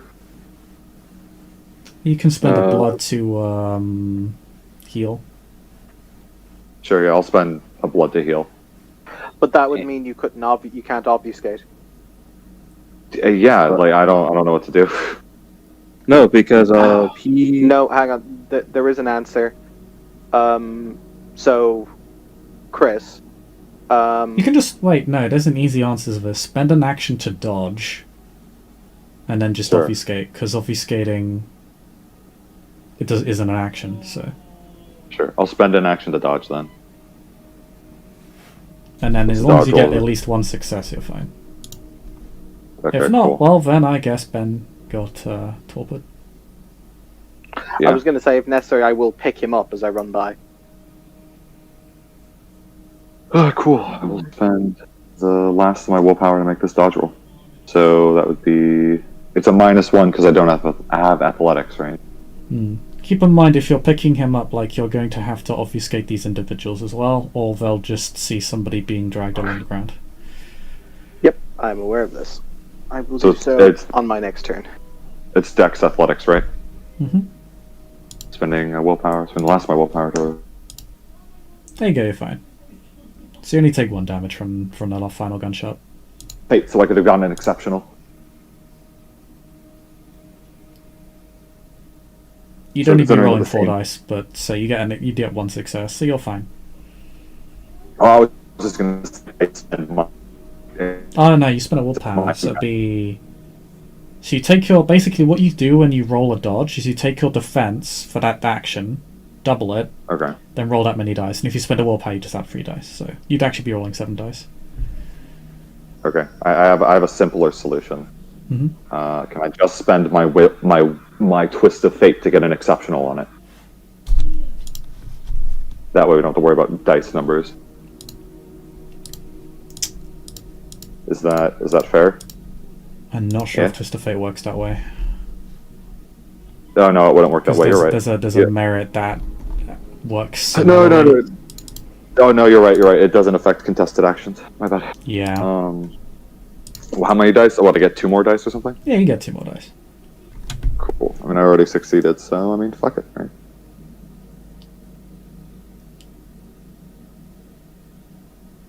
Cool. I get 3 successes. Alright, yeah, then you take even... I don't think... Yeah, then the first shot... the last shot misses you entirely. Cool.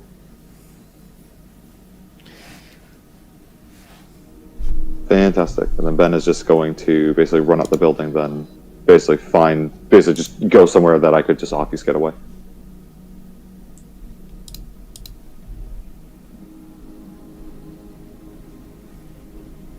Yeah, that's fine. You can obfuscate away.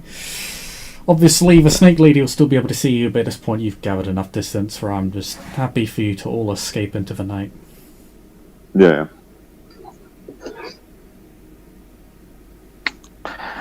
Uncle Hartwell, I need upsies. Oh my god.